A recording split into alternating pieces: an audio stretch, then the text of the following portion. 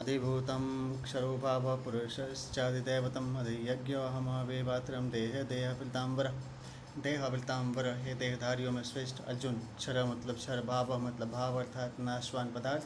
अधिभूतम अधिभूत हैं। पुरुष मतलब पुरुष अर्थात हिरण्यगर्भ ब्रह्मा।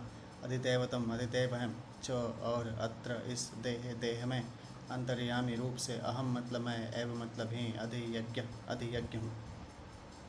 व्याख्या है अधिभूतम क्षरो भाव, पृथ्वी जल तेज वायु और आकाश, इन पंच महाभूतों से बनी प्रत्येक क्षण परिवर्तनशील और नाशवान सृष्टि को अधिभूत कहते हैं। पुरुषश्चादिदैवतम, यहाँ अधिदैव पद आदि पुरुष हिरण्यगर्भ ब्रह्मा का वाचक है। महासर्ग के आदि में भगवान के संकल्प से सबसे पहले ब्रह्मा जी ही प्रकट होते हैं और फिर वे ही सर्ग के आदि में सब सृष्टि की रचना करते हैं। जैसे कर्म करते करते थकावट होती है तो कर्तृत्वाभिमान, कर्म, फलासक्ति और संचित कर्मों के ज्यों के त्यों रहते हुए ही प्राणियों को नींद आ जाती है। नींद में विश्राम पाने से थकावट दूर होती है और कर्म करने के लिए शरीर, इंद्रियां, मन, बुद्धि में ताजगी आती है, सामर्थ्य आती हैं। इस रीति से प्राणी कर्तृत्वाभिमान, कर्म, फलासक्ति और संचित कर्मों के सहित प्रलय में सूक्ष्म प्रकृति में और महाप्रलय में कारण प्रकृति में लीन हो जाते हैं। उन लीन हुए प्राणियों के संचित कर्म विश्राम पाकर परिपक्व होकर अर्थात प्रारब्ध रूप होकर फल देने के लिए उन्मुख हो जाते हैं। तब भगवान का संकल्प होता है और उस संकल्प से प्राणियों का जन्मारंभक कर्मों के साथ विशेषता से संबंध जुड़ जाने का नाम ही कर्म है। चातुर्वर्ण मम सृष्टम, गीता के 4 अध्याय का 13वां। कल्पादो विश्वजाम्यम, 9वें अध्याय का 7वां। ऋषि जहामि पुनः पुनः, 9वें अध्याय का 8वां। अहम बीज प्रदः पिता। अधियज्ञो अहमेवात्रम देहे देहवृतांबर, हे देहधारियों में श्रेष्ठ अर्जुन, इस देह में अधियज्ञ मैं ही हूँ अर्थात इस मनुष्य शरीर में अंतर्यामी रूप से मैं ही हूँ।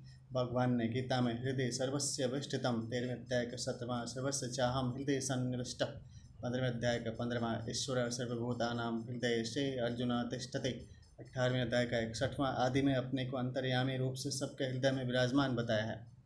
अहमेव अत्र देहे कहने का तात्पर्य है कि दूसरी योनियों में तो पूर्वकृत कर्मों का भोग होता है, नए कर्म नहीं बनते, पर इस मनुष्य शरीर में नए कर्म भी बनते हैं। उन कर्मों के प्रेरक अंतर्यामी भगवान होते हैं। जहाँ मनुष्य राग द्वेष नहीं करता, उसके सब कर्म भगवान की प्रेरणा के अनुसार शुद्ध होते हैं अर्थात बंधन कारक नहीं होते। और जहाँ वह राग द्वेष के कारण भगवान की प्रेरणा के अनुसार कर्म नहीं करता, उसके कर्म बंधन कारक होते हैं। कारण कि राग और द्वेष मनुष्य के महान शत्रु हैं। गीता के 3 अध्याय का 34वां श्लोक। तात्पर्य यह हुआ कि भगवान की प्रेरणा से कभी निषिद्ध कर्म होते ही नहीं। श्रुति और स्मृति भगवान की आज्ञा है। श्रुति स्मृति ममेवाज्ञे, अतः भगवान श्रुति और स्मृति के विरुद्ध प्रेरणा कैसे कर सकते हैं? नहीं कर सकते। निषिद्ध कर्म तो मनुष्य कामना के वशीभूत होकर ही करता है। गीता के 3 अध्याय का 37वां श्लोक है। अगर मनुष्य कामना के वशीभूत न हो तो उसके द्वारा स्वाभाविक ही विहित कर्म होंगे, जिनको 18वें अध्याय में सहज स्वभावन्यत कर्म नाम से कहा गया है। यहाँ अर्जुन के लिए देह अवृतांबर कहने का तात्पर्य है कि देहधारियों में वही मनुष्य श्रेष्ठ है जो इस देह में परमात्मा है, ऐसा जान लेता है। ऐसा ज्ञान न हो तो भी ऐसा मान ले कि स्थूल, सूक्ष्म और कारण शरीर के कण कण में परमात्मा है और उनका अनुभव करना ही मनुष्य जन्म का खास ध्येय है। इस ध्येय की सिद्धि के लिए परमात्मा की आज्ञा के अनुसार ही काम करना है। 3 और 4 श्लोक में जो ब्रह्म, अध्यात्म, कर्म, अधिभूत, अधिदैव और अधियज्ञ का वर्णन हुआ है, उसे समझने मात्र के लिए जल का एक दृष्टांत दिया जाता है। जैसे जब आकाश स्वच्छ होता है तब हमारे और सूर्य के मध्य में कोई पदार्थ न दिखने पर भी वास्तव में वहाँ परमाणु रूप से जल तत्व रहता है। वही जल तत्व भाप बनता है और भाप के घनीभूत होने पर बादल बनता है। बादल में जो जलकण रहते हैं उनके मिलने से बूंदें बन जाती हैं।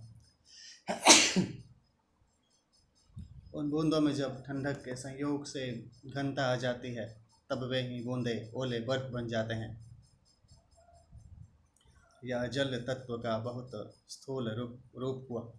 ऐसे ही निर्गुण निराकार ब्रह्म परमाणु रूप से जल तत्व हैं। अधियज्ञ व्यापक विष्णु भाप रूप से जल हैं। अधिदैव हिरण्यगर्भा ब्रह्मा बादल रूप से जल हैं। अध्यात्म अनंत जीव बूंदे रूप से जल हैं।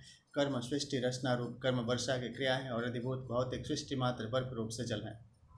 इस वर्णन का तात्पर्य यह हुआ कि जैसे एक ही जल परमाणु भाप बादल वर्षा की क्रिया बूंदे और ओले बर्फ के रूप से भिन्न भिन्न दिखता है, पर वास्तव में है एक ही। इसी प्रकार एक ही परमात्मा तत्व ब्रह्म अध्यात्म कर्म अधिभूत अधिदैव और अधियज्ञ के रूप से भिन्न भिन्न प्रतीत होते हुए भी तत्वज्ञ एक ही है। इसी को 7वें अध्याय में समग्रम 7वें अध्याय का पहला और वासुदेव सर्वम 7वें अध्याय का 19वां कहा गया है। तात्विक दृष्टि से तो सब कुछ वासुदेव ही है। 7वें अध्याय का 19वां श्लोक। इसमें भी जब विवेक दृष्टि से देखते हैं तब शरीर शारीरिक प्रकृति पुरुष ऐसे दो भेद हो जाते हैं। उपासना की दृष्टि से देखते हैं तो उपास्य परमात्मा, उपासक जीव और त्याज्य प्रकृति का कार्य संसार 3 भेद हो जाते हैं। इन तीनों को समझने के लिए यहाँ इनके 6 भेद किए गए हैं। यहाँ इस मनुष्य शरीर में कहने का तात्पर्य है कि इसमें भगवान की प्रेरणा को समझने की, स्वीकार करने की और उसके अनुसार आचरण करके तत्व को प्राप्त करने की सामर्थ्य है। अन्य शरीरों में अंतर्यामी रूप से परमात्मा के रहते हुए भी उन प्राणियों में उस तत्व की तरफ दृष्टि डालने की सामर्थ्य नहीं है। और मनुष्य शरीर में जो विवेक प्राप्त है वह विवेक उन शरीरों में जागृत नहीं है। अतः मनुष्य को चाहिए कि वह शरीर के रहते रहते उस तत्व को प्राप्त कर ले। इस दुर्लभ अवसर को व्यर्थ न जाने दे।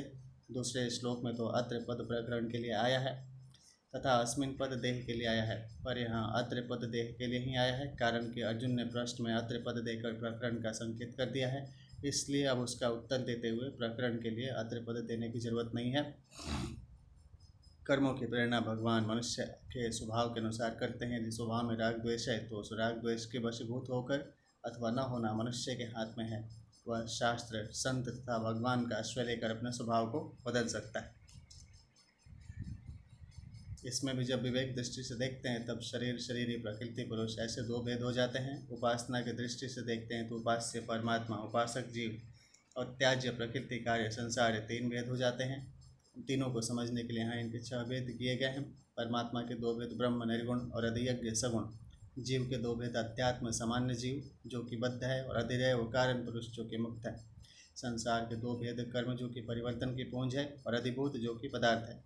जैसे ब्रह्म हो गए, अध्यात्म हो गए, कर्म हो गए, फिर अधियज्ञ हो गए, अधिदैव हो गए, अधिभूत हो गए। विशेष बात की चर्चा दी गई है। सब संसार में परमात्मा व्याप्त है। मया तदमिदम सर्वम 9वें अध्याय का 4, ये न सर्वमिदम ततम 18वें अध्याय का 46वां। सब संसार परमात्मा में है। मई सर्वमिदम प्रोतम 7वें अध्याय का 7वां। सब कुछ परमात्मा ही है। वासुदेव सर्वम 7वें अध्याय का 19वां। सब संसार परमात्मा का है। अहम ही सर्वयज्ञानां भोक्ता च प्रभुरेव च 9वें अध्याय का 24वां। भोक्तारम यज्ञ तपसाम सर्वलोक महेश्वरम 5वें अध्याय का 29वां। इस प्रकार गीता में भगवान के तरह तरह के वचन आते हैं। इन सब का सामंजस्य कैसे हो, सबकी संगति कैसे बैठे, इस पर विचार किया जाता है। संसार में परमात्मा प्राप्ति के लिए, अपने कल्याण के लिए साधना करने वाले जितने भी साधक हैं वे सभी संसार से छूटना चाहते हैं और परमात्मा को प्राप्त करना चाहते हैं। कारण कि संसार के साथ संबंध रखने से सदा रहने वाली शांति और सुख नहीं मिल सकती। प्रत्युत सदा अशांति और दुख की मिलता रहता है। ऐसा मनुष्यों का प्रत्यक्ष अनुभव है। परमात्मा अनंत आनंद के स्वरूप हैं, वहाँ दुख का लेश भी नहीं है, ऐसे शास्त्रों का कथन है और संतों का अनुभव है। अब विचार यह करना है कि साधक को संसार तो प्रत्यक्ष रूप से दिखता है, परमात्मा को वह केवल मानता है, क्योंकि परमात्मा प्रत्यक्ष दिखते नहीं। शास्त्र और संत कहते हैं कि संसार में परमात्मा है और परमात्मा में संसार है। इसको मानकर साधक साधन करता है। उस साधना में जब तक संसार की मुख्यता रहती है तब तक परमात्मा की मान्यता गौण रहती है। साधन करते करते ज्यों-ज्यों परमात्मा की धारणा मान्यता मुख्य होती चली जाती है, त्यों ही त्यों संसार की मान्यता गौण होती चली जाती है। परमात्मा की धारणा सर्वथा मुख्य होने पर साधक को यह स्पष्ट दिखने लग जाता है कि संसार पहले नहीं था और फिर बाद में नहीं रहेगा, तथा वर्तमान में जो है रूप से दिखता है वह भी प्रतिक्षण अभाव में जा रहा है। जब संसार नहीं था तब भी परमात्मा थे, जब संसार नहीं रहेगा तब भी परमात्मा रहेंगे, और वर्तमान में संसार के प्रतिक्षण अभाव में जाते हुए भी परमात्मा ज्यों के त्यों विद्यमान है। तात्पर्य है कि संसार का सदा अभाव है और परमात्मा का सदा भाव है। इस तरह जब संसार की स्वतंत्र सत्ता का सर्वथा अभाव हो जाता है तब सत्य स्वरूप से सब कुछ परमात्मा ही है, ऐसा वास्तविक अनुभव हो जाता है, जिसके होने से साधक सिद्ध कहा जाता है। कारण कि संसार में परमात्मा है और परमात्मा में संसार है। ऐसी मान्यता संसार की सत्ता मानने से ही होती है और संसार की सत्ता साधक के राग के कारण ही दिखती है, तत्वतः सब कुछ परमात्मा ही है। सदा रहने वाली शांति और अनंत सुख मिले, जिसमें अशांति और दुख का लेश भी न हो, ऐसा विचार करने वाले साधक होते हैं। परंतु जो संसार में ही रहना चाहते हैं, संसार से ही सुख लेना चाहते हैं, सांसारिक संग्रह और भोगों में ही लगे रहना चाहते हैं और संसार के सुख दुख को भोगते रहते हैं, वे साधक नहीं होते, प्रत्युत संसारी होते हैं। वे जन्म मरण के चक्करों में पड़े रहते हैं। सत्य और असत्य सब परमात्मा ही है। सद सच्चा हम 9वें अध्याय का 19वां। परमात्मा न सत्य कहे जा सकते हैं और न असत कहे जा सकते हैं। न सत्तन न सदुच्यते 13वें अध्याय का 12वां। परमात्मा सत्य भी हैं, असत भी हैं और सत्य असत दोनों से परे भी हैं। सद असत तत्परम यत्त 11वें अध्याय का 37वां। इस प्रकार गीता में भिन्न भिन्न वचन आते हैं। अब उनकी संगति के विषय में विचार किया जाता है। परमात्मा तत्व अत्यंत अलौकिक और विलक्षण है। उस तत्व का वर्णन कोई भी नहीं कर सकता। उस तत्व को इंद्रियां, मन और बुद्धि नहीं पकड़ सकते, अर्थात वह तत्व इंद्रियां, मन और बुद्धि की परिधि में नहीं आता।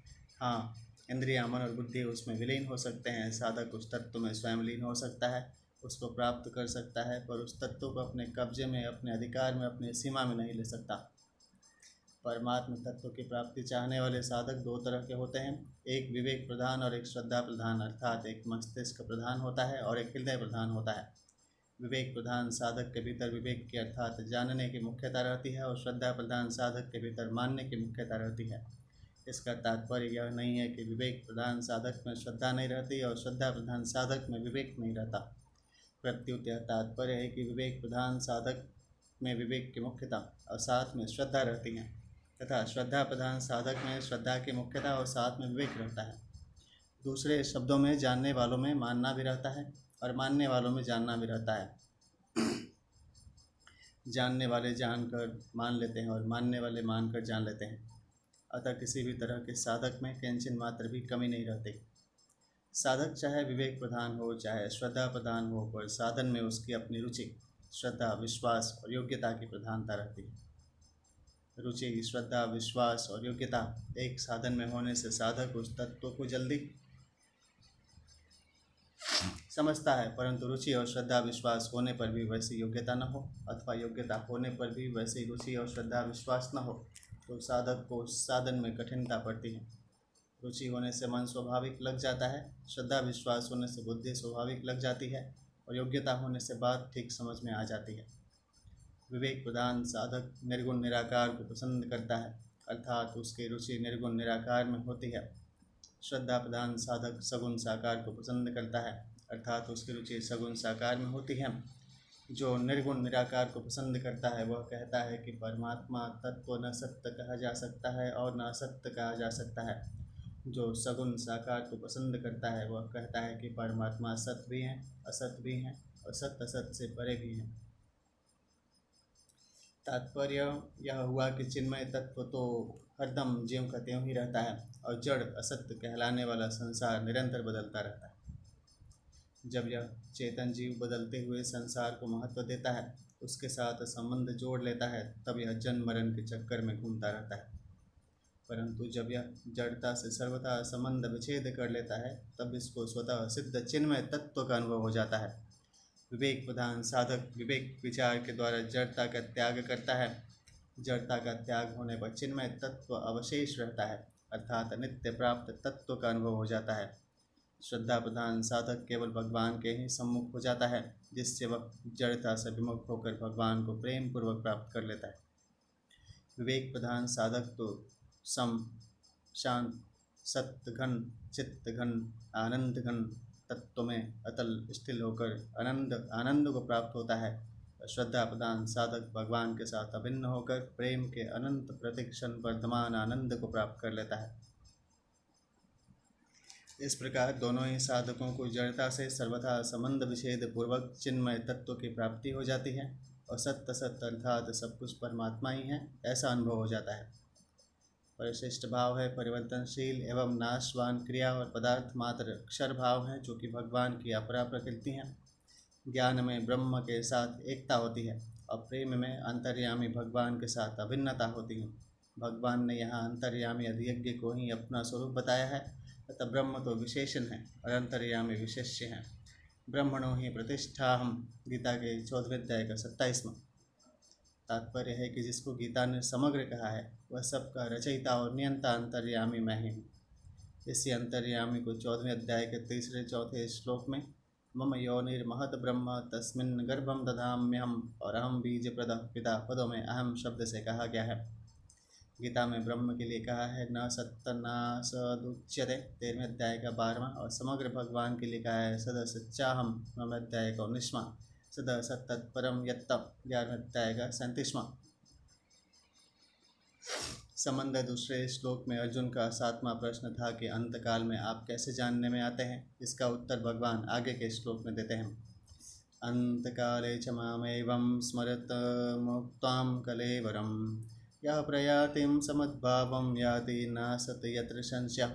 यह मतलब जो मनुष्य अंतकाल में च मतलब भी, माम मतलब मेरा, स्मरण मतलब स्मरण करते हुए, कलेवरम शरीर मुक्त्वा छोड़कर, प्रयाति जाता है, सह मतलब वह, मदभावम मेरे स्वरूप को, एव मतलब ही, याति मतलब प्राप्त होता है, अत्र मतलब इसमें, संशय संदेह, न मतलब नहीं, अस्ति मतलब है। व्याख्या है अंतकाले च मामेवं न याति न सत यत्र संशय। अंतकाल में भी मेरा स्मरण करते हुए जो शरीर छोड़कर जाता है। इसका तात्पर्य हुआ कि इस मनुष्य को जीवन में साधन भजन करके अपना उद्धार करने का अवसर दिया था, पर इसने कुछ किया ही नहीं। अब बेचारा यह मनुष्य अंतकाल में दूसरा साधन करने में असमर्थ है, इसलिए बस मेरे को याद कर ले तो इसको मेरी प्राप्ति हो जाएगी। मामेव स्मरण का तात्पर्य है कि सुनने, समझने और मानने में जो कुछ आता है वह सब मेरा समग्र रूप है। अतः जो उसको मेरा ही स्वरूप मानेगा उसको अंतकाल में भी मेरा ही चिंतन होगा। अर्थात उसने जब सब कुछ मेरा ही स्वरूप मान लिया तो अंतकाल में उसको जो कुछ याद आएगा वह मेरा ही स्वरूप होगा, इसलिए वह स्मरण मेरा ही होगा। मेरा स्मरण होने से उसको मेरी ही प्राप्ति होगी। मद्भावम कहने का तात्पर्य है कि साधक ने मेरे को जिस किसी भिन्न अवस्था अथवा अभिन्न भाव से, अर्थात सगुण निर्गुण साकार निराकार द्विभुज चतुर्भुज तथा नाम लीला धाम रूप आदि से स्वीकार किया है, मेरी उपासना की है। अंत समय के स्मरण के अनुसार वह मेरे उसी भाव को प्राप्त होता है। जो भगवान की उपासना करते हैं वे तो अंत समय में उपास्य का स्मरण होने से उसी उपास्य को अर्थात भगवत भाव को प्राप्त होते हैं, परंतु जो उपासना नहीं करते उनको भी अंत समय में किसी कारणवशात भगवान के किसी नाम रूप लीला धाम आदि का स्मरण हो जाए तो वे भी उन उपासकों की तरफ उसी भगवत भाव को प्राप्त हो जाते हैं। तात्पर्य है कि जैसे गुणों में स्थित रहने वाले की गीता 14वें अध्याय का 18वां श्लोक और अंतकाल में जिस किसी गुण के बढ़ने वाले की वैसी ही गति होती है, गीता के 14वें अध्याय का 14वां-15वां श्लोक, ऐसे ही जिसको अंत में भगवान याद आ जाते हैं उसकी भी उपासकों की तरह गति होती है, अर्थात भगवान की प्राप्ति भी होती है। भगवान के सगुण निर्गुण साकार निराकार आदि अनेक रूपों का और नाम लीला धाम आदि का भेद तो साधकों की दृष्टि से है, अंत में सब एक हो जाते हैं, अर्थात अंत में सब एक मत भाव भगवत भाव को प्राप्त हो जाते हैं, क्योंकि भगवान का समग्र स्वरूप एक ही है, परंतु गुणों के अनुसार गति को प्राप्त होने वाले अंत में एक नहीं हो सकते, क्योंकि तीनों गुण सत्व रज तम अलग अलग हैं, अतः गुणों के अनुसार उनकी गतियाँ भी अलग अलग होती हैं। यहाँ च अव्यय का अर्थ अभी अर्थात भी है। भगवान का स्मरण करके शरीर छोड़ने वालों का तो भगवान के साथ संबंध रहता है और गुणों के अनुसार शरीर छोड़ने वालों का गुणों के साथ संबंध रहता है, इसलिए अंत में भगवान का स्मरण करने वाले भगवान के सम्मुख हो जाते हैं, अर्थात भगवान को प्राप्त हो जाते हैं, और गुणों से संबंध रखने वाले गुणों के सम्मुख हो जाते हैं, अर्थात गुणों के कार्य जन्म मरण को प्राप्त हो जाते हैं। भगवान ने यह एक विशेष छूट दी हुई है कि मरणासन व्यक्ति के कैसे ही आचरण रहे हों, कैसे ही भाव रहे हों, किसी भी तरह का जीवन बता हो, पर अंतकाल में वह भगवान को याद कर ले तो उसका कल्याण हो जाएगा। कारण कि भगवान ने जीव का कल्याण करने के लिए ही उसको मनुष्य शरीर दिया है और जीव ने उस मनुष्य शरीर को स्वीकार किया है, अतः जीव का कल्याण हो जाए तभी भगवान का इस जीव को मनुष्य शरीर देना और जीव का मनुष्य शरीर लेना सफल होगा, परंतु वह अपना उद्धार किए बिना ही आज दुनिया से विदा हो रहा है। इसके लिए भगवान कहते हैं कि भैया तेरी और मेरी दोनों की इज्जत रह जाए, इसलिए अब जाते जाते अंतकाल में भी तू मेरे को याद कर ले तो तेरा कल्याण हो जाएगा। अतः हर एक मनुष्य के लिए सावधान होने की ज़रूरत है कि वह सब समय में भगवान का स्मरण करे, कोई समय खाली न जाने दे, क्योंकि अंतकाल का पता नहीं है कि कब आ जाए। वास्तव में सब समय अंतकाल ही है। यह बात तो है नहीं कि इतने वर्ष, इतने महीने और इतने दिनों के बाद मृत्यु होगी। देखने में तो यही आता है कि गर्भ में ही कई बालक मर जाते हैं, कई जन्मते ही मर जाते हैं, कई कुछ दिनों में, महीनों में, वर्षों में मर जाते हैं। इस प्रकार मरने की चाल हरदम चल ही रही है। अतः सब समय में भगवान को याद रखना चाहिए और यही समझना चाहिए कि बस यही अंतकाल है। नीति में यही बात आती है कि अगर धर्म का आचरण करना हो, कल्याण करना हो, तो मृत्यु ने मेरे केश पकड़े हुए हैं, झटका दिया कि खत्म, ऐसा विचार हरदम रहना चाहिए। गृहीत इव केशेषु मृत्यु नाम धर्ममाचरेत्। भगवान की उपयुक्त छूट से मनुष्य मात्र को विशेष लाभ लेना चाहिए। कहीं कोई भी व्याधिग्रस्त मरणासन व्यक्ति हो तो उसके इष्ट के चित्र या मूर्ति को उसे दिखाना चाहिए, जैसी उसकी उपासना है और जिस भगवान नाम में उसकी रुचि है, जिसका वह जप करता हो, वही भगवान नाम उसको सुनाना चाहिए। जिस स्वरूप में उसकी श्रद्धा और विश्वास हो, उसकी याद दिलानी चाहिए। भगवान की महिमा का वर्णन करना चाहिए, गीता के श्लोक सुनाने चाहिए। अगर वह बेहोश हो जाए तो उसके पास भगवान नाम का जप कीर्तन करना चाहिए, जिससे उस मरणासन व्यक्ति के सामने भगवत संबंधी वायुमंडल बना रहे। भगवत संबंधी वायुमंडल रहने से वहाँ यमराज के दूत नहीं आ सकते। अजामिल के द्वारा मृत्यु के समय नारायण नाम का उच्चारण करने से वहाँ भगवान के पार्षद आ गए और यमदूत भागकर यमराज के पास में गए। तो यमराज ने अपने दूतों से कहा कि जहाँ भगवान नाम का जप, कीर्तन, कथा आदि होते हों, वहाँ तुम लोग कभी मत जाना, क्योंकि वहाँ हमारा राज्य नहीं है।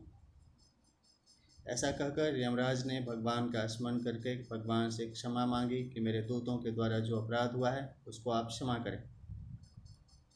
अंतकाल में स्मरण का तात्पर्य है कि उसने भगवान का जो स्वरूप मान रखा है उसकी याद आ जाए, अर्थात उसने पहले राम, कृष्ण, विष्णु, शिव, शक्ति, गणेश, सूर्य, सर्वव्यापक, विश्वरूप, परमात्मा आदि में से जिस स्वरूप को मान रखा है, उस स्वरूप के नाम, रूप, लीला, धाम, गुण, प्रभाव आदि की याद आ जाए। उसकी याद करते हुए शरीर को छोड़कर जाने से वह भगवान को ही प्राप्त होता है, कारण कि भगवान की याद आने से मैं शरीर हूँ और शरीर मेरा है, इसकी याद नहीं रहती। प्रत्युत केवल भगवान को ही याद करते हुए शरीर छूट जाता है, इसलिए उसके लिए भगवान को प्राप्त होने के अतिरिक्त और कोई गुंजाइश ही नहीं रही है। यह आशंका होती है कि जिस व्यक्ति ने उम्र भर में भजन स्मरण नहीं किया, कोई साधन नहीं किया, सर्वथा भगवान से विमुख रहा, उसको अंतकाल में भगवान का स्मरण कैसे होगा और उसका कल्याण कैसे होगा। एवं विमृश्य सुधेयो भगवतयनन्ते सर्वात्मना विदधत्ते खलु भावयोगं ते मे न दण्डमर्हन्ति यत् यत्तमेषां स्यात् पातकं तदापि हनातयोरुगावगायवादः। श्रीमद्भगवद्गीता 6th अध्याय का 3-26वां। तत्क्षम्यतां स भगवन् पुरुषः पुराणो नारायण स्वपुरुषैर्यत् सतकृतं न स्वानामहो न विदुषं रचिताञ्जलीनां क्षान्तिर्गरीयसे नमः पुरुषाय पुण्मे। श्रीमद्भगवद्गीता का 6th अध्याय का 3-31वां। इसका समाधान है कि अंत समय में उस पर भगवान की कोई विशेष कृपा हो जाए अथवा उसको किसी संत के दर्शन हो जाए तो भगवान का स्मरण होकर उसका कल्याण हो जाता है।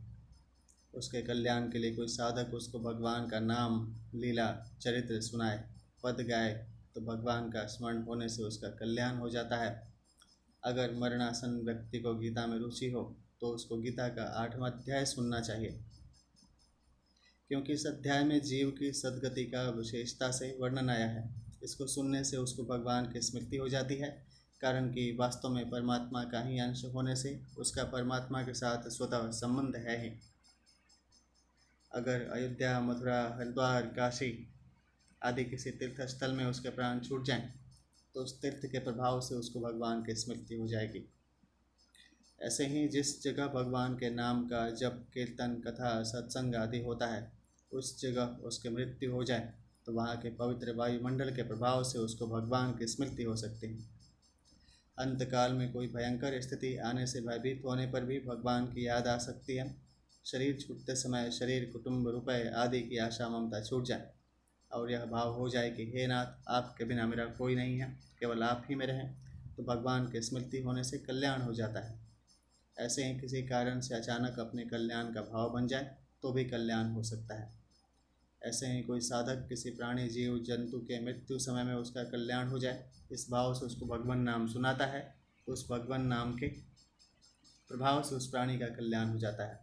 शास्त्रों में तो संत महापुरुषों के प्रभाव की विचित्र बातें आती हैं कि यदि संत महापुरुष किसी मरणासन व्यक्ति को देख ले, अथवा उसके मृत शरीर मुर्दे को देख ले, अथवा उसके चिता के धुएं को देख ले, अथवा चिता के भस्म को देख ले, तो भी उस जीव का कल्याण हो जाता है।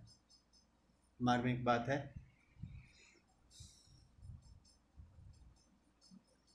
इस अध्याय के तीसरे चौथे श्लोकों में ब्रह्म, अध्यात्म आदि जिन 6 बातों का वर्णन किया गया था, उसका तात्पर्य समग्र रूप से है, और समग्र रूप का तात्पर्य है वासुदेव सर्वम, अर्थात सब कुछ वासुदेव ही हैं। जिसको समग्र रूप का ज्ञान हो गया है, उसके लिए अंतकाल के स्मरण की बात ही नहीं की जा सकती। कारण कि जिसके दृष्टि में संसार की स्वतंत्र सत्ता न होकर सब कुछ वासुदेव ही हैं, उसके लिए अंतकाल में भगवान का चिंतन करें, यह कहना ही नहीं बनता। जैसे सामान्य मनुष्य को मैं हूँ इस अपने होनेपन का किंचन मात्र भी स्मरण नहीं करना पड़ता, ऐसे ही उस महापुरुष को भगवान का स्मरण नहीं करना पड़ता। प्रत्युत उसको जागृत, स्वप्न, सुषुप्ति आदि अवस्थाओं में भगवान के होनेपन का स्वाभाविक अटल ज्ञान रहता है। पवित्र से पवित्र अथवा अपवित्र से अपवित्र किसी भी देश में उत्तरायण, दक्षिणायन, शुक्ल पक्ष, कृष्ण पक्ष, दिन, रात्रि, प्रातः, सायं आदि किसी भी काल में, जागृत, स्वप्न, सुषुप्ति, मूर्छा, रुग्णता, निरोगता आदि किसी भी अवस्था में, और पवित्र अथवा अपवित्र कोई भी वस्तु, व्यक्ति, पदार्थ आदि सामने होने पर भी उस महापुरुष के कल्याण में किंचित मात्र भी संदेह नहीं रहता। उपर्युक्त महापुरुषों के सिवाय परमात्मा की उपासना करने वाले जितने भी साधक हैं, वे चाहे साकार के उपासक हों अथवा निराकार के उपासक हों, चाहे सगुण के उपासक हों अथवा निर्गुण के उपासक हों, चाहे राम, कृष्ण आदि अवतारों के उपासक हों, भगवान के किसी भी नाम, रूप, लीला, धाम आदि की श्रद्धा प्रेम पूर्वक उपासना करने वाले क्यों न हों, उन सबको अपनी अपनी रुचि के अनुसार अंत समय में भगवान के किसी भी स्वरूप, नाम आदि का स्मरण हो जाए तो वह भगवान का ही स्मरण है। कुछ टिप्पणी दी गई है, यहाँ पे नोट्स दी गई हैं। अयोध्या, मथुरा, माया, काशी, कांची, अवंतिका, पुरी, द्वारावती चैव सप्तैताम मोक्षदायिका। नारद पुराण के पूर्वार्ध का 27वां का 35 है। दूसरी बात है, एक बार एक सज्जन गंगा जी से ही होकर आए थे और सबको गंगा जल का आचमन दे रहे थे।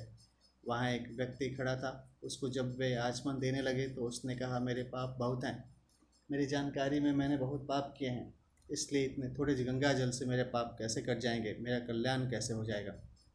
तो उसने पूछा, कितना चाहिए? उसने कहा, लोटा भर दो। उस सज्जन ने उसे लोटा भर गंगा जल दे दिया। उसने उस लोटा भर गंगा जल को पी लिया और कहा, अब मेरे पाप नहीं रहेंगे। यह सब घटना वहाँ के एक भाई ने सुनी थी। बाद में उस भाई ने बताया कि वह व्यक्ति जब मरा तब उसके प्राण 10वें द्वार को फोड़ कर निकले, अर्थात उसका कल्याण हो गया। महापातक युक्ता वा चोपपातक परम पदम प्रयान्त्यैव महद्भीरवलोकिता कलेवरम वा तद्वस्वम तद्धूमं वापि सत्तम यदि पश्यति पुण्यात्मा स प्रयाति पराम गति। नारद पुराण के पूर्वक में पहले अध्याय का 7वां का 74-75 है। उपर्युक्त महापुरुषों के सिवाय परमात्मा की उपासना करने वाले जितने भी साधक हैं, वे चाहे साकार के उपासक हों अथवा निराकार के उपासक हों, चाहे सगुण के उपासक अथवा निर्गुण के उपासक हों, चाहे राम, कृष्ण आदि अवतारों के उपासक हों, भगवान के किसी भी नाम, रूप, लीला, धाम आदि की श्रद्धा प्रेम पूर्वक उपासना करने वाले क्यों न हो, उन सबको अपनी अपनी रुचि के अनुसार अंत समय में भगवान के किसी भी स्वरूप, नाम आदि का स्मरण हो जाए तो वह भगवान का ही स्मरण है। साधकों के सिवाय जिन मनुष्यों में भगवान है ऐसा सामान्य आस्तिक भाव है और वे किसी उपासना विशेष में नहीं लगे हैं, उनको भी अंत समय में कई कारणों से भगवान का स्मरण हो सकता है। जैसे जीवन में उसने सुना हुआ है कि दुखी होने के दुख को भगवान मिटाते हैं, इस संस्कार से अंत समय की पीड़ा, दुख के समय भगवान की याद आ सकती है। अंत समय में अगर यमदूत दिखाई दे जाएं तो भगवान भय के कारण भगवान का स्मरण हो सकता है। कोई सज्जन उसके सामने भगवान का चित्र रख दे, उसको दिखा दे, उसको भगवान नाम सुना दे, भगवान की लीला कथा सुना दे, भक्तों के चरित्र सुना दे, उसके सामने कीर्तन करने लग जाए तो उसको भगवान की याद आ जाएगी। इस प्रकार किसी भी कारण से भगवान की तरफ वृत्ति होने से वह स्मरण भगवान का ही स्मरण है। ऐसे साधक और सामान्य मनुष्यों के लिए ही अंतकाल में भगवत स्मरण की बात कही जाती है, तत्वज्ञ जीवन मुक्त महापुरुषों के लिए नहीं। परिशिष्ट भाव है, जो मनुष्य शरीर के रहते रहते अपना उद्धार नहीं कर सका, वह यदि अंतकाल में भी भगवान का स्मरण करते हुए शरीर छोड़े तो वह भगवान को ही प्राप्त होता है, इसमें कोई संदेह नहीं है। फिर जो सब समय भगवान का स्मरण करता है वह अंतकाल में भगवान का स्मरण करके भगवान को प्राप्त हो जाए, इसमें तो कहना ही क्या है। भगवान ने मनुष्य को अपना उद्धार करने की बहुत स्वतंत्रता दी है, छूट दी है कि किसी तरह से उसका कल्याण हो जाए, या भगवान के मनुष्य पर बहुत विशेष कृपा है। संबंध है अंतकाल में जो मेरा स्मरण करते हैं वे तो मेरे को ही प्राप्त होते हैं, पर जो मेरा स्मरण न करके अन्य किसी का स्मरण करते हैं वे किसी को प्राप्त होते हैं। इससे भगवान आगे के श्लोक में बताते हैं, यम यम वापि स्मरण भावम तजन्तयन्ते कलेवरम तम तमेवैति कौन्तेयम सदा तद्भाव भाविता। कौन्तेय मतलब हे कौन्ते पुत्र अर्जुन, अंत्य मतलब मनुष्य अंतकाल में, यम यम जिस जिस, वा अपि भी, भावम भाव का स्मरण स्मरण करते हुए, कलेवरम शरीर त्यजति छोड़ता है, सदा तद्भाव भाविता वह उस अंतकाल के भाव से सदा भावित होता हुआ, तम तम उसको, एव मतलब ही, एति मतलब प्राप्त होता है, अर्थात उस योनि में ही चला जाता है। रखा है यम यम वापि स्मरण भावम सदा तद्भाव भाविता। भगवान ने इस नियम में दया से भरी हुई एक विलक्षण बात बताई है कि अंतिम चिंतन के अनुसार मनुष्य को उस योनि की प्राप्ति होती है। जब यह नियम है तो मेरी स्मृति से मेरी प्राप्ति होगी ही। परम दयालु भगवान ने अपने लिए अलग कोई विशेष नियम नहीं बताया है, परंतु प्रत्युत सामान्य नियम में ही अपने को शामिल कर दिया है। भगवान की दया किया कितनी विलक्षणता है कि जितने मूल्य में कुत्ते की योनि मिले उतने ही मूल्य में भगवान मिल जाए। सदा तद्भाव भाविता का तात्पर्य है कि अंतकाल में जिस भाव का जिस किसी का चिंतन होता है, शरीर छोड़ने के बाद वह जीव जब तक दूसरा शरीर धारण कर लेता तब तक वह उसी भाव से भावित रहता है, अर्थात अंतकाल का चिंतन स्मरण वैसा ही अस्थायी बना रहता है। अंतकाल के उस चिंतन के अनुसार ही उसका मानसिक शरीर बनता है और मानसिक शरीर के अनुसार ही वह दूसरा शरीर धारण करता है। कारण कि अंतकाल के चिंतन को बदलने के लिए वहाँ कोई मौका नहीं है, शक्ति नहीं है और बदलने की स्वतंत्रता भी नहीं है, तथा नया चिंतन करने का कोई अधिकार भी नहीं है।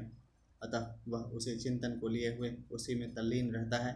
फिर उसका जिस किसी के साथ कर्मों का किंचन मात्र भी संबंध रहता है, वायु जल खाद्य पदार्थ आदि के द्वारा वह वही पुरुष जाति में प्रविष्ट होता है। फिर पुरुष जाति से स्त्री जाति में जाकर समय पर जन्म लेता है। जैसे कुत्ते का पालन करने वाला कोई मनुष्य अंत समय में कुत्ते को याद करते हुए शरीर छोड़ता है तो उसका मानसिक शरीर कुत्ते का बन जाता है। इससे वह क्रमशः कुत्ता ही बन जाता है, अर्थात कुत्ते की योनि में जन्म लेता है। इस तरह अंतकाल में जिस किसी का स्मरण होता है उसी के अनुसार जन्म लेना पड़ता है, परंतु इसका तात्पर्य यह नहीं है कि मकान को याद करते हुए शरीर छोड़ने से मकान बन जाएगा, धन को याद करते हुए शरीर छोड़ने से धन बन जाएगा आदि। प्रत्युत मकान का चिंतन होने से वह उस मकान में चूहा छिपकली आदि बन जाएगा और धन का चिंतन होने से वह सांप बन जाएगा आदि। तात्पर्य यह हुआ कि अंतकाल के चिंतन का नियम सजीव प्राणियों के लिए ही है, निर्जीव जड़ पदार्थों के लिए नहीं। अतः जड़ पदार्थ का चिंतन होने से वह उससे संबंधित कोई सजीव प्राणी बन जाएगा। मनुष्येतर पशु पक्षी आदि प्राणियों को अपने अपने कर्मों के अनुसार ही अंतकाल में स्मरण होता है और उसी के अनुसार उनका अलग जन्म होता है।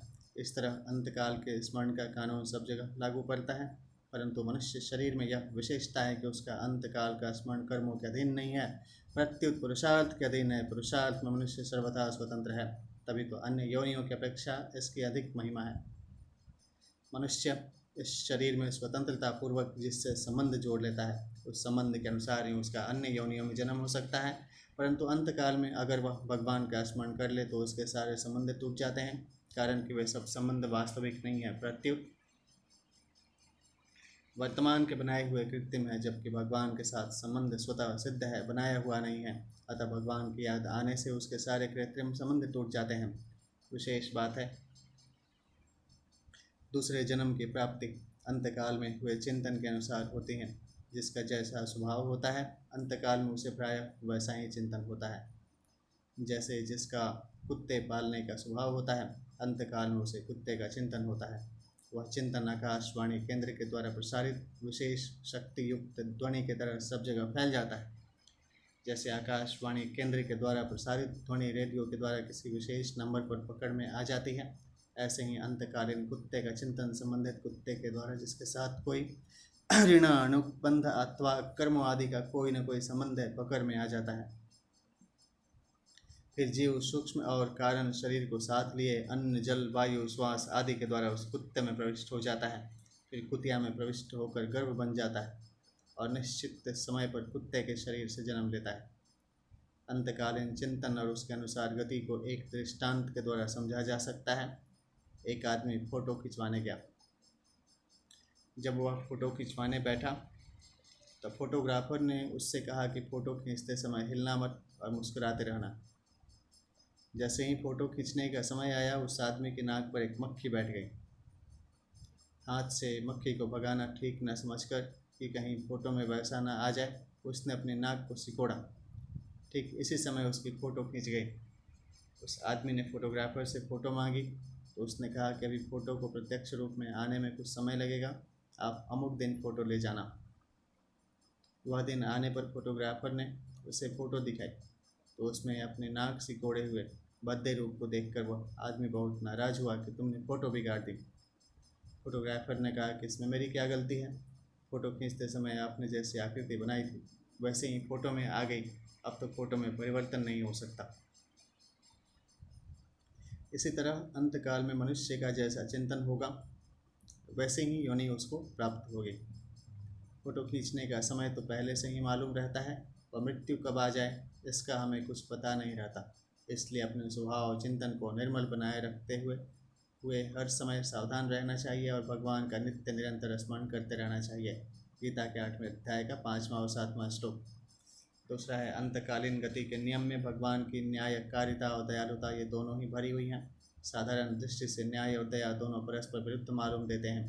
अगर न्याय करेंगे तो दया सिद्ध नहीं होगी और दया करेंगे तो न्याय सिद्ध नहीं होगा, कारण कि न्याय में ठीक ठीक निर्णय होता है, छूट नहीं होती, और दया में छूट होती है, परंतु वास्तव में यह विरोध सामान्य और क्रूर पुरुष के बनाए हुए न्याय में ही आ सकता है, भगवान के बनाए हुए न्याय में नहीं।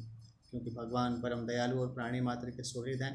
स्वइदम सर्वभूतानाम गीता के 5वें अध्याय का 29वां। भगवान के सभी न्याय कानून दया से परिपूर्ण होते हैं। मनुष्य अंतकाल में जैसा स्मरण करता है उसी के अनुसार उसकी गति होती है। अगर कोई कुत्ते का चिंतन करते हुए मरता है तो क्रमशः कुत्ता ही बन जाता है। यह भगवान का मनुष्य मात्र के प्रति लागू होने वाला न्याय हुआ, क्योंकि भगवान ने मनुष्य मात्र को यह स्वतंत्रता दी है कि वह चाहे मेरा भगवान का स्मरण करे चाहे अन्य का स्मरण करे, इसलिए यह भगवान का न्याय है। जितने मूल्य में कुत्ते की योनि मिले उतने ही मूल्य में भगवान मिल जाए, यह मनुष्य मात्र के प्रति भगवान की दया है। अगर मनुष्य भगवान की इस न्यायकारिता और दयालुता की तरफ ख्याल रखे तो उसका भगवान में आकर्षण हो जाएगा। परिशिष्ट भाव है कि 7वें अध्याय के 21वें श्लोक में भगवान ने यो यो याम याम तनु भक्त पदों से उपासना के विषय में मनुष्य की स्वतंत्रता बताई थी। अब इस श्लोक में गति के विषय में मनुष्य की स्वतंत्रता बताते हैं। तात्पर्य है कि अपनी उपासना और गति के विषय में मनुष्य स्वतंत्र है और उसमें भगवान अपने दयालु स्वभाव के कारण बाधक नहीं बनते, प्रत्युत उसकी सहायता करते हैं। मनुष्य ही मिली हुई स्वतंत्रता का दुरुपयोग करके दुर्गति में चला जाता है। यह मनुष्य शरीर की महत्ता है कि वह जो चाहे वही पा सकता है। ऐसा कोई दुर्लभ पद नहीं है जो मनुष्य को न मिल सके, जिसमें लाभ सुख का तो कोई अंत न हो और दुख का लेश भी न हो। ऐसा पद मनुष्य प्राप्त कर सकता है। गीता के 6ठे अध्याय का 22वां श्लोक। परंतु भोग और संग्रह में लगकर मनुष्य 84 लाख योनियों में और नरकों में चला जाता है। इसलिए भगवान दुख के साथ कहते हैं अप्राप्य माम निवर्तन्ते मूल्य मृत्यु संसार वर्तमनि। 9वें अध्याय का 3रा। माम अप्राप्यैव कौन्तेयं ततो यान्त्यधमां गतिम। 16वें अध्याय का 20वां। मनुष्य अंतकाल में जैसा चिंतन करता है वैसे ही उसकी गति होती है। इस विषय में एक श्लोक आता है वासना यस्य यत्र स्यात् सतां स्वप्नेषु पश्यति स्वप्नवन्मरणे ज्ञेयं वासना तो वपूर्णिनम्। जिस मनुष्य की जहाँ वासना होती है उसी वासना के अनुरूप वह स्वप्न देखता है। स्वप्न के समान ही मरण होता है, अर्थात वासना के अनुरूप ही अंत समय में चिंतन होता है और उस चिंतन के अनुसार ही मनुष्य की गति होती है। तात्पर्य है कि मृत्यु काल में हम जैसा चाहें वैसा चिंतन नहीं कर सकते, प्रत्युत हमारे भीतर जैसी वासना होगी वैसा ही चिंतन स्वतः होगा और उसके अनुसार ही गति होगी। जिस वस्तु को हम सत्ता और महत्ता देते हैं, उससे संबंध जोड़ते हैं, उससे सुख लेते हैं, उसी की वासना बनती है। अगर संसार में सुख बुद्धि न हो तो संसार की वासना नहीं बनेगी। वासना न बनने पर मृत्यु काल में जो भी चिंतन होगा भगवान का ही चिंतन होगा, क्योंकि सिद्धांत से सब कुछ भगवान ही है। वासुदेव सर्वम तम तमय वेति। जिस तरह सुई के पीछे पीछे उसी मार्ग से भागा जाता है, उसी तरह मनुष्य भी अंतकाल के भाव के अनुसार उस गति में जाता है। नर तन सम नहीं कवनियु देहि, जीव चराचर जाचतप्ते ही। नरक स्वर्ग अपवर्ग निसेनी, ज्ञान विराग भगति शुभ देनी। मानस के उत्तरकांड का 121वां का 5वां है। संबंध जब अंतकाल के स्मरण के अनुसार ही गति होती है, तो फिर अंतकाल में भगवान का स्मरण होने के लिए मनुष्य को क्या करना चाहिए, इसका उपाय आगे के श्लोक में बताते हैं। तस्मात् सर्वेषु कालेषु मामनुस्मरयुध्य च, मय्यर्पितमनो बुद्धिर्मामेवैष्यस्य संशयम्। तस्मात् मतलब इसलिए, तू सर्वेषु सब कालेषु समय में, माम मतलब मेरा, अनुस्मर स्मरण कर, और युद्ध च युद्ध भी कर, मई मुझ में, अर्पित मनो बुद्धि मन और बुद्धि अर्पित करने वाला तू, असंशयम निस्संदेह, माम मतलब मुझे, ए मतलब ही ऐश्यसी प्राप्त होगा। व्याख्या है तस्मात् सर्वेषु कालेषु मामनुस्मरयुध्य च।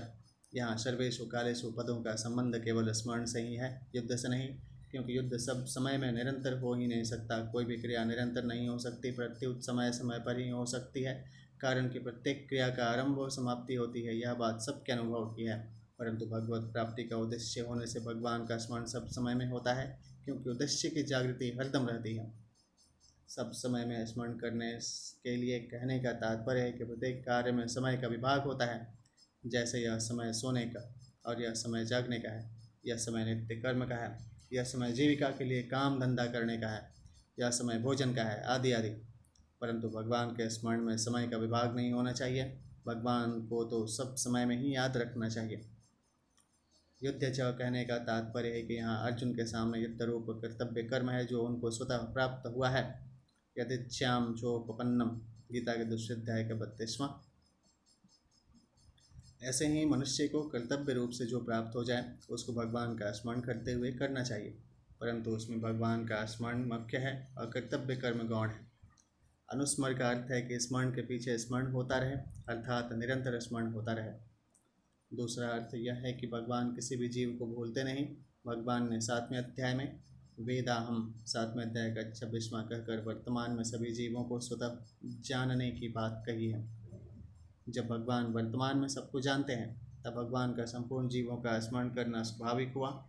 अब यह जीव भगवान का स्मरण करे तो इसका बेड़ा पार है। भगवान के स्मरण की जागृति के लिए भगवान के साथ अपनापन होना चाहिए। यह अपनापन जितना ही दृढ़ होगा उतनी ही भगवान की स्मृति बार बार आएगी। मयि अर्पित मनोबुद्धि, मेरे में मन बुद्धि अर्पित कर देने का साधारण अर्थ होता है कि मन से भगवान का चिंतन हो और बुद्धि से परमात्मा का निश्चय किया जाए। परंतु इसका वास्तविक अर्थ है मन बुद्धि इंद्रियां शरीर आदि को भगवान के ही मानना, कभी भूल से भी इनको अपने न मानना। कारण कि जितने भी प्राकृतिक पदार्थ हैं वे सब के सब भगवान के ही हैं। उन प्राकृतिक पदार्थों को अपना मानना ही गलती है।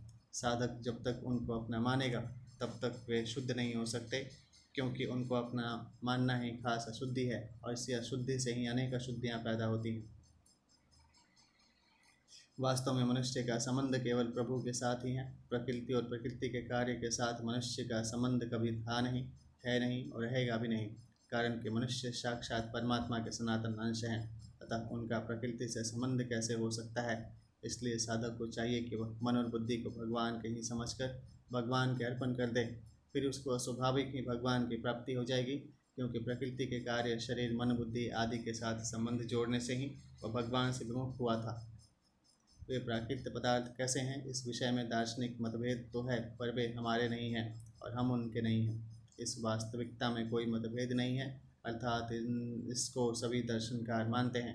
इन दर्शनकारों में जो ईश्वरवादी हैं वे सभी उन प्राकृतिक पदार्थों को ईश्वर के ही मानते हैं, और दूसरे जितने दर्शनकार हैं वे उन पदार्थों को चाहे प्रकृति के माने चाहे परमात्मा के माने, और दार्शनिक दृष्टि से वे उनको अपने नहीं मान सकते।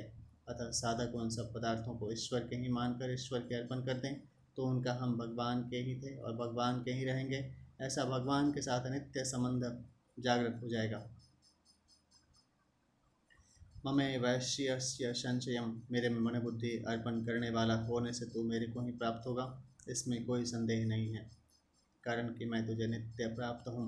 अप्राप्ति का अनुभव तो कभी प्राप्त न होने वाले शरीर और संसार को अपना मानने से, उनके साथ संबंध जोड़ने से ही होता है।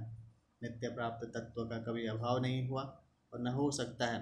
अगर तू मन बुद्धि और स्वयं को मेरे अर्पण कर देगा तो तेरा मेरे साथ जो नित्य संबंध है वह प्रकट हो जाएगा, इसमें कोई संदेह नहीं है।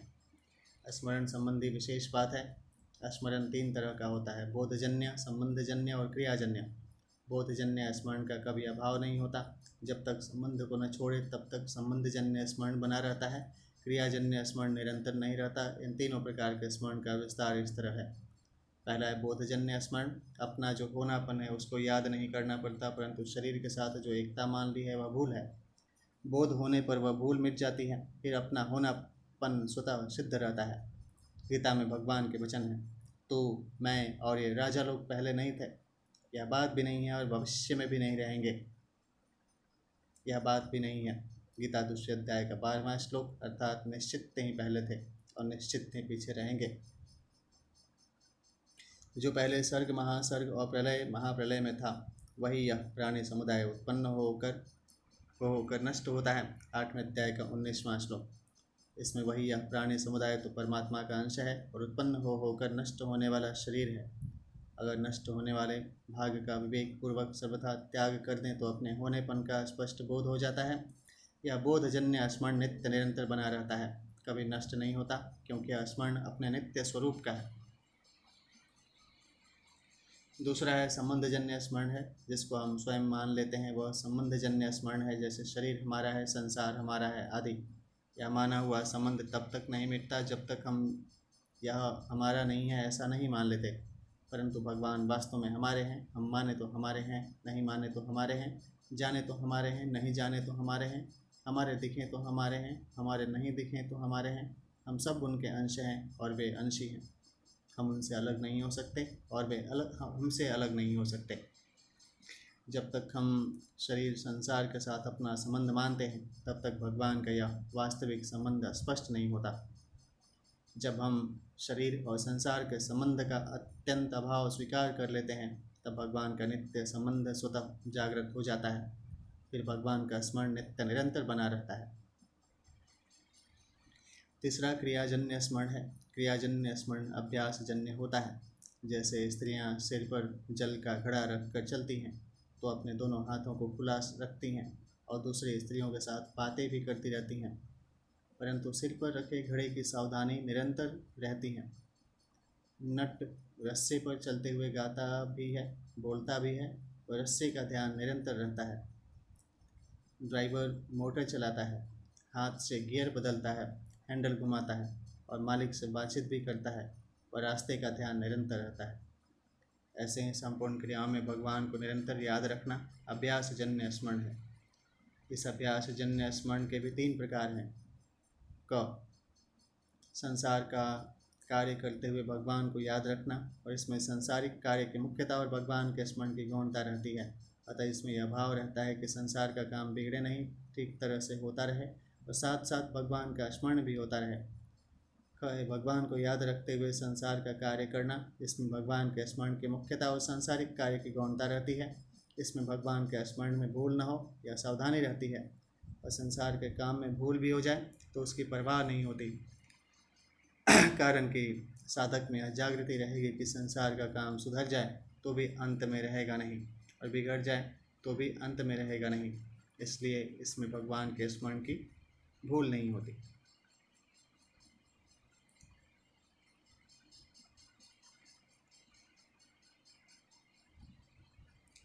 कार्य को भगवान का ही समझना, इसमें काम धंधा करते हुए भी एक विलक्षण आनंद रहता है कि मेरा यह भाग्य है कि मैं भगवान का ही काम करता हूँ,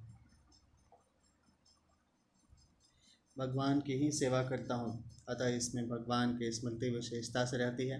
जैसे कोई सज्जन अपनी कन्या के विवाह कार्य के समय कन्या के लिए तरह तरह की वस्तुएं खरीदता है, तरह तरह के कार्य करता है, अनेक व्यक्तियों को निमंत्रण देता है, परंतु अनेक प्रकार के कार्य करते हुए भी कन्या का विवाह करना है, यह बात उसको निरंतर याद रखती।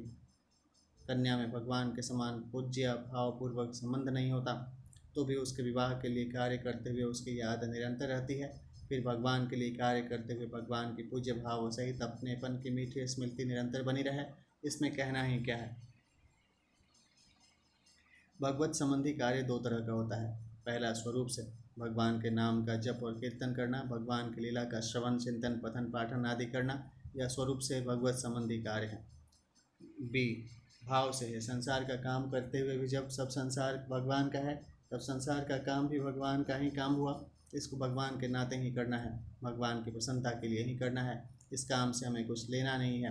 भगवान ने हमें जिस वर्ण में पैदा किया है, जिस आश्रम में रखा है, उसमें भगवान की आज्ञा के अनुसार उचित काम करना है। ऐसा भाव रहने से वह काम सांसारिक होने पर भी भगवान का हो जाता है। 7वें अध्याय के अंत में भगवान ने 7 बातें कही थी। उन्हीं 7 बातों पर अर्जुन ने 8वें अध्याय के आरंभ में 7 प्रश्न किया और यह प्रकरण भी 7 ही श्लोक में समाप्त हुआ। परिशिष्ट भाव है। भगवान ने 7वें अध्याय के 30वें श्लोक में कहा, प्रयाण काले अपि चमाम ते विदुर्युक्त चेतसा। तो इस पर अर्जुन ने 8वें अध्याय के दूसरे श्लोक में प्रश्न किया, प्रयाण काले च कथम ज्ञेयो असि नियतात्मभि। उसके उत्तर में भगवान ने कहा कि जो मनुष्य अंत काल में मेरा स्मरण करते हुए शरीर छोड़ता है वह मेरे को ही प्राप्त होता है। 8वें अध्याय का 5वां श्लोक।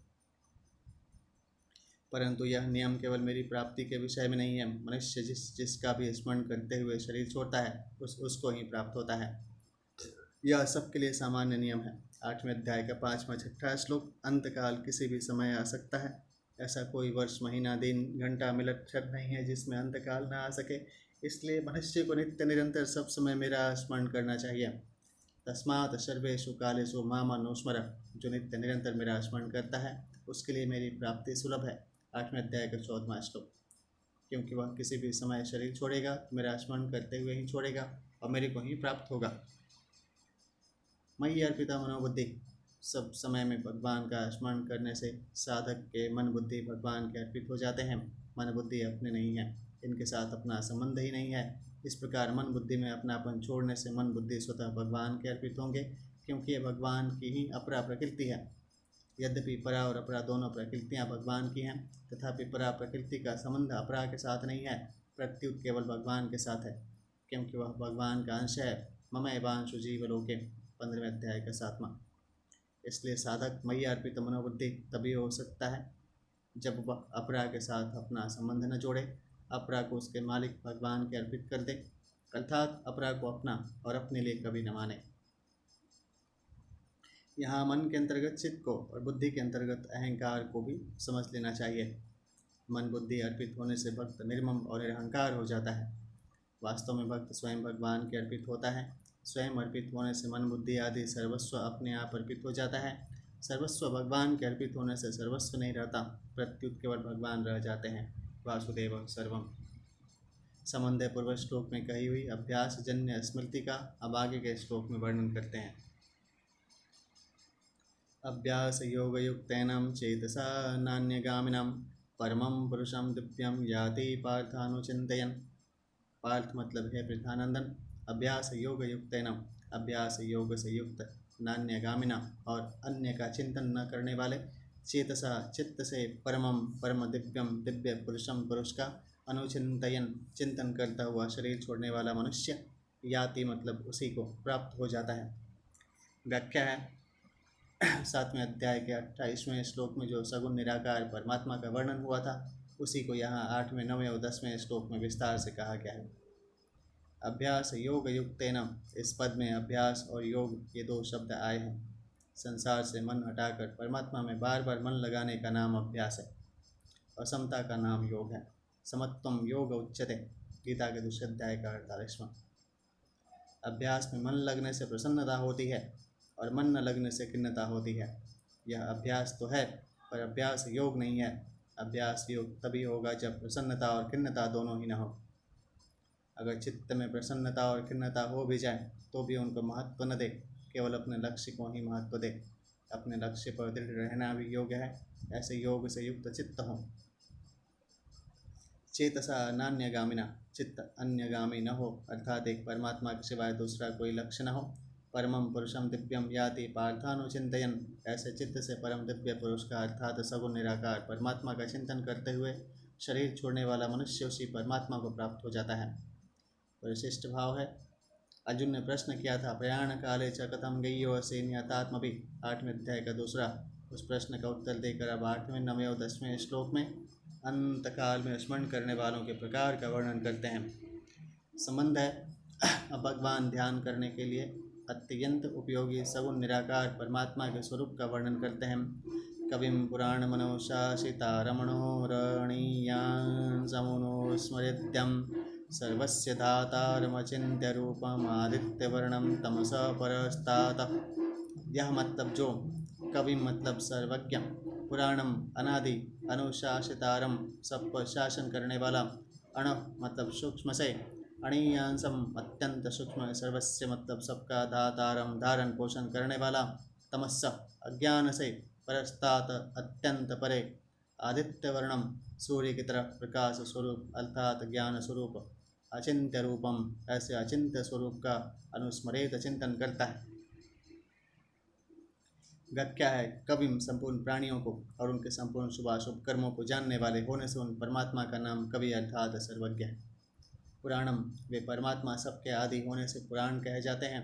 अनुशासितारम हम देखते हैं तो नेत्रों से देखते हैं, नेत्रों के ऊपर मन शासन करता है, मन के ऊपर बुद्धि और बुद्धि के ऊपर अहम शासन करता है, तथा अहम के ऊपर भी जो शासन करता है, जो सबका आश्रय प्रकाशक और प्रेरक है, वह परमात्मा अनुशासिता है। दूसरा भाव यह है कि जीवों का कर्म करने का जैसा जैसा स्वभाव बना है उसके अनुसार ही परमात्मा वेद, शास्त्र, गुरु, संत आदि के द्वारा कर्तव्य कर्म करने की आज्ञा देते हैं और मनुष्यों के पुराने पाप पुण्य रूप कर्मों के अनुसार अनुकूल प्रतिकूल परिस्थिति भेजकर उन मनुष्यों को शुद्ध निर्मल बनाते हैं। इस प्रकार मनुष्यों के लिए कर्तव्य का विधान करने वाले और मनुष्यों के पाप पुण्य रूप पुराने कर्मों का फल देकर नाश करने वाले होने से परमात्मा अनुशासित है। अणोरणीयासम परमात्मा परमाणु से भी अत्यंत सूक्ष्म है। तात्पर्य है कि परमात्मा मन बुद्धि के विषय नहीं है। मन बुद्धि आदि उनको पकड़ नहीं पाते। मन बुद्धि तो प्रकृति का कार्य होने से प्रकृति को भी पकड़ नहीं पाते। फिर परमात्मा तो उस प्रकृति से भी अत्यंत परे हैं, अतः वे परमात्मा सूक्ष्म से भी अत्यंत सूक्ष्म है, अर्थात सूक्ष्मता की अंतिम सीमा है। सर्वस्य धातारम परमात्मा अनंत कोटि ब्रह्मांडों को धारण करने वाले हैं, उनका पोषण करने वाले हैं। उन सभी को परमात्मा से ही सत्ता स्फूर्ति मिलती है, अतः वे परमात्मा सबका धारण पोषण करने वाले कहे जाते हैं। तमसः परस्तातम परमात्मा अज्ञान से अत्यंत परे हैं, अज्ञान से सर्वथा रहित हैं, उनमें लेश मात्र भी अज्ञान नहीं है, प्रत्युत वे अज्ञान के भी प्रकाशक हैं। आदित्य वर्णम उन परमात्मा का वर्णन सूर्य के समान है, अर्थात वे सूर्य के समान सबको मन बुद्धि आदि को प्रकाशित करने वाले हैं, उन्हीं से सबको प्रकाश मिलता है। अचिंत्य रूपम उन परमात्मा का स्वरूप अचिंत्य है, अर्थात वे मन बुद्धि आदि के चिंतन का विषय नहीं है। अनुस्मरेत सर्वज्ञ अनादि सबके शासक, परमाणु से भी अत्यंत सूक्ष्म, सबका धारण पोषण करने वाले, अज्ञान से अत्यंत परे और सबको प्रकाशित करने वाले सगुण निराकार परमात्मा के चिंतन के लिए यहाँ अनुस्मरेत पद आया है। यहाँ अनुस्मरित कहने का तात्पर्य है कि प्राणी मात्र उन परमात्मा की जानकारी में है, उनकी जानकारी के बाहर कुछ है ही नहीं, अर्थात उन परमात्मा को सबका स्मरण है। अब उस स्मरण के बाद मनुष्य उन परमात्मा को याद कर ले। यहाँ शंका होती है कि जो अचिंत्य है उसका स्मरण कैसे करें। इसका समाधान है कि वह परमात्मा तत्व चिंतन में नहीं आता। ऐसी दृढ़ धारणा ही अचिंत्य परमात्मा का चिंतन है। परिशिष्ट भाव है, परमात्मा को कविम कहने का तात्पर्य है कि उसके ज्ञान के बाहर कुछ भी नहीं है। पुराणम कहने का तात्पर्य है कि वह अनादि है, काल से भी अतीत अर्थात काल का भी प्रकाशक है। अनुशासितारम कहने का तात्पर्य है कि सब स्वाभाविक ही उसके शासन में है, वह जीव और जगत दोनों का शासक है। क्षरं प्रधानमामृताक्षरं परक्षरात्मानविश्यते देव एक श्वेताश्वत्तर पहले अध्याय का 10वां है। प्रकृति तो विनाशशील है और इसको भोगने वाला जीवात्मा अमृत स्वरूप अविनाशी है। इन दोनों विनाशशील और अविनाशी को एक ईश्वर अपने शासन में रखता है। धातारम कहने का तात्पर्य है कि वह परमात्मा सबका पालन पोषण करने वाला है। गीता के 15वें अध्याय का 17वां श्लोक। आदित्य वर्णम कहने का तात्पर्य है कि जैसे सूर्य में स्वतः स्वाभाविक नित्य प्रकाश रहता है, ऐसे ही परमात्मा में स्वतः स्वाभाविक नित्य ज्ञान बोध रहता है। वह परमात्मा ज्ञान स्वरूप है और सबका प्रकाशक है। गीता के 13वें अध्याय का 33वां श्लोक है। तमसा परस्तात कहने का तात्पर्य है कि वह परमात्मा अज्ञान से अथवा अपरा से अत्यंत परे है। यस्मात् अक्षरमतीतोऽहम् गीता के 15वें अध्याय का 18वां। अब संबंध है अब अंत काल के चिंतन के अनुसार गति बताते हैं। प्रयाण काले मनसा चलेनम भक्त्यां युक्तो योग बलेन चैव भ्रुवोर्मध्ये प्राणमावेश्य सम्यक् सतं परम पुरुषमुपैति दिव्यम। सह मतलब वह भक्त्या युक्त भक्ति युक्त मनुष्य प्रयाण काले अंत समय में अचलेन अचल मनसा मन से च और योग बलेन योग बल के द्वारा भ्रुव भ्रिकुटी के मध्य में प्राणम प्राणों को सम्यक अच्छी तरह से आवश्य प्रविष्ट करके शरीर छोड़ने पर तम मतलब उस परम मतलब परम दिव्यम मतलब दिव्य पुरुषम पुरुष को एव मतलब ही उपैति प्राप्त होता है। व्याख्या है प्रयाण काले मनसा चलेन सत्तम परम पुरुषमुपैति दिव्यम। यहाँ भक्ति नाम प्रियता का है, क्योंकि उस तत्व में प्रियता आकर्षण होने से ही मन अचल होता है। वह भक्ति अर्थात प्रियता स्वयं से होती है, मन बुद्धि आदि से नहीं। अंतकाल में कवि पुराण अनुशासित आदि विशेषणों से पीछे के श्लोकों में कहे हुए सगुण निराकार परमात्मा में भक्ति युक्त मनुष्य का मन स्थिर हो जाना अर्थात सगुण निराकार स्वरूप में आदरपूर्वक दृढ़ हो जाना ही मन का अचल होना है। पहले प्राणायाम के द्वारा प्राणों को रोकने का जो अधिकार प्राप्त किया है उसका नाम योग बल है। उसी योग बल के द्वारा दोनों भ्रुवों के मध्य भाग में स्थित जो द्विदल चक्र हैं उसमें स्थित सुषुम्ना नाड़ी में प्राणों का अच्छी तरह से प्रवेश करके वह शरीर छोड़कर 10वें द्वार से होकर दिव्य परम पुरुष को प्राप्त हो जाता है। तम परम पुरुषमुपैति दिव्यम पदों का तात्पर्य है कि जिस परमात्मा तत्व का पीछे के 9वें श्लोक में वर्णन हुआ है उसी दिव्य परम सगुण निराकार परमात्मा को वह प्राप्त हो जाता है। 8वें श्लोक में जो बात कही गई थी उसी को 9वें और 10वें श्लोक में विस्तार से कहकर इन 3 श्लोकों के प्रकरण का उपसंहार किया गया है। इस प्रकरण में सगुण निराकार परमात्मा की उपासना का वर्णन है। इस उपासना में अभ्यास की आवश्यकता है। प्राणायाम पूर्वक मन को उस परमात्मा में लगाने का नाम अभ्यास है। यह अभ्यास अणिमा महिमा आदि सिद्धि प्राप्त करने के लिए नहीं है, प्रत्युत केवल परमात्मा तत्व को प्राप्त करने के लिए है। ऐसा अभ्यास करते हुए प्राणों और मन पर ऐसा अधिकार प्राप्त कर ले कि जब चाहे प्राणों को रोक ले और मन को जब चाहे तभी तथा जहाँ चाहे वहीं लगा ले। जो ऐसा अधिकार प्राप्त कर लेता है वही अंतकाल में प्राणों को सुषुम्ना नाड़ी में प्रविष्ट कर सकता है। कारण कि जब अभ्यास काल में भी मन को संसार से हटाकर परमात्मा में लगाने में साधक को कठिनता का असमर्थता का अनुभव होता है, तब अंतकाल जैसे कठिन समय में मन को लगाना साधारण आदमी का काम नहीं है। जिसके पास पहले से योग बल है वही अंत समय में मन को परमात्मा में लगा सकता है और प्राणों का सुषुम्ना नाड़ी में प्रवेश करा सकता है। साधक पहले यह निश्चय कर ले कि अज्ञान से अत्यंत परे सबसे अतीत जो परमात्म तत्व है वह सबका प्रकाशक, सबका आधार और सबको सत्ता स्फूर्ति देने वाला निर्विकार तत्व है। उस तत्व में ही प्रियता होनी चाहिए, मन का आकर्षण होना चाहिए, फिर उसमें स्वाभाविक मन लगेगा। परिशिष्ट भाव है भक्त्या युक्त का तात्पर्य है कि संसार की आसक्ति मिट जाने से उस साधक का एक परमात्मा में ही आकर्षण रहता है, अन्य में आकर्षण नहीं रहता। संसारी मनुष्य तो अपरा में आकृष्ट रहते हैं, पर जो अपरा को छोड़कर भगवान में आकृष्ट हो जाता है वह भक्त हो जाता है। संसारी मनुष्य शरीर संसार में आसक्त होने से विभक्त अर्थात भगवान से अलग हो जाते हैं, पर भगवान में लगा हुआ साधक विभक्त नहीं रहता, प्रत्युत भक्त अर्थात भगवान से एक अभिन्न हो जाता है। योग बले न कहने का तात्पर्य है कि पहले किए हुए योगाभ्यास के कारण अंत समय में होने वाली अशक्त अवस्था उसको बाधा नहीं पहुंचा सकती, उसमें कोई विकार पैदा नहीं कर सकती। प्राणायाम आदि का बल योग बल है। संबंध है, भगवान आगे के श्लोक में निर्गुण निराकार के प्राप्ति के उपाय का उपक्रम करते हैं। यदक्षरं वेद विदो वदन्ति विशन्ति यदत्तयो वीतराग यदीक्षन्तो ब्रह्मचर्यं चरन्ति तत्तेवदं संगग्रहेण प्रवक्ष्य।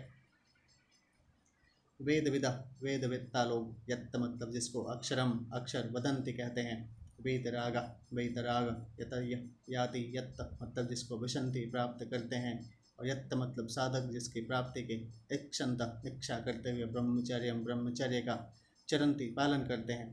तत्त मतलब वह, पदम मतलब पद, मैं, ते मतलब तेरे लिए, संग्रहेण संक्षेप से प्रवक्ष्य कहूँगा। व्याख्या है, 7वें अध्याय के 29वें श्लोक में जो निर्गुण निराकार परमात्मा का वर्णन हुआ था उसी को यहाँ 11वें 12वें और 13वें श्लोक में विस्तार से कहा गया है। यदक्षरम वेद विदो वदन्ति, वेदों को जानने वाले पुरुष जिसको अक्षर निर्गुण निराकार कहते हैं, जिसका कभी नाश नहीं होता, जो सदा सर्वदा एक रूप एक रस रहता है, और जिसको इसी अध्याय के 3रे श्लोक में अक्षरम ब्रह्म परमम कहा गया है, उसी निर्गुण निराकार तत्व का यहाँ अक्षर नाम से वर्णन हुआ है।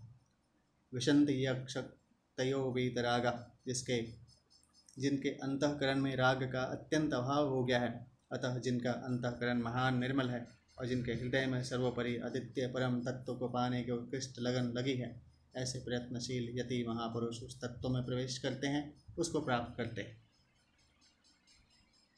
यदिच्छन्तु ब्रह्मचर्यं चरन्ति, जिनका उद्देश्य केवल परमात्मा तत्व की प्राप्ति का है, परमात्मा प्राप्ति के सिवाय जिनका और कोई ध्येय है ही नहीं, और जो परमात्मा प्राप्ति की इच्छा रखकर ब्रह्मचर्य का पालन करते हैं, संपूर्ण इंद्रियों का संयम करते हैं, अर्थात किसी भी विषय का भोग बुद्धि से सेवन नहीं करते।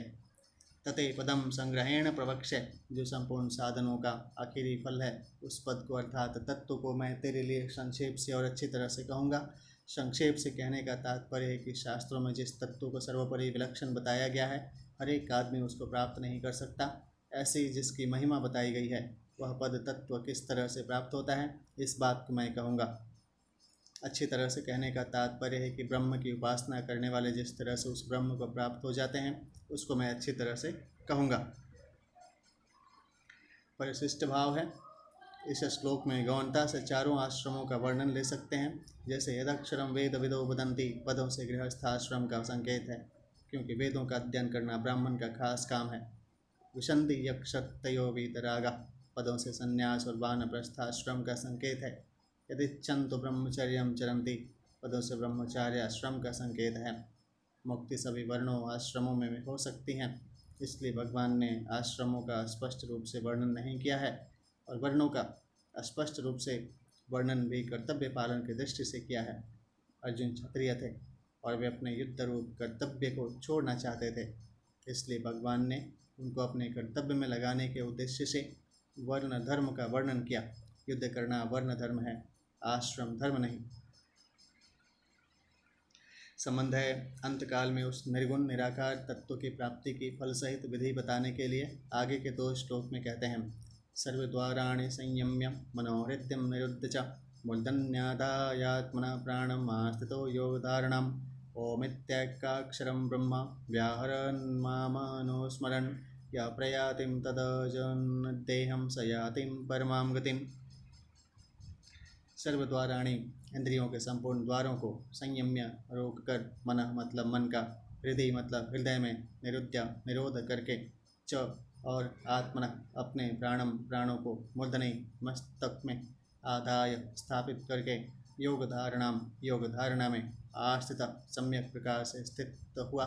यह मतलब जो साधक, ओम मतलब ओम, इति मतलब इस एकाक्षरम एक अक्षर ब्रह्म का व्याहरण मानसिक उच्चारण, और माम मतलब मेरा अनुस्मरण स्मरण करता हुआ, देह मतलब शरीर को त्यजन छोड़कर प्रयाति जाता है, सह मतलब वह, पराम मतलब परम, गतिम मतलब गति को, याति मतलब प्राप्त होता है।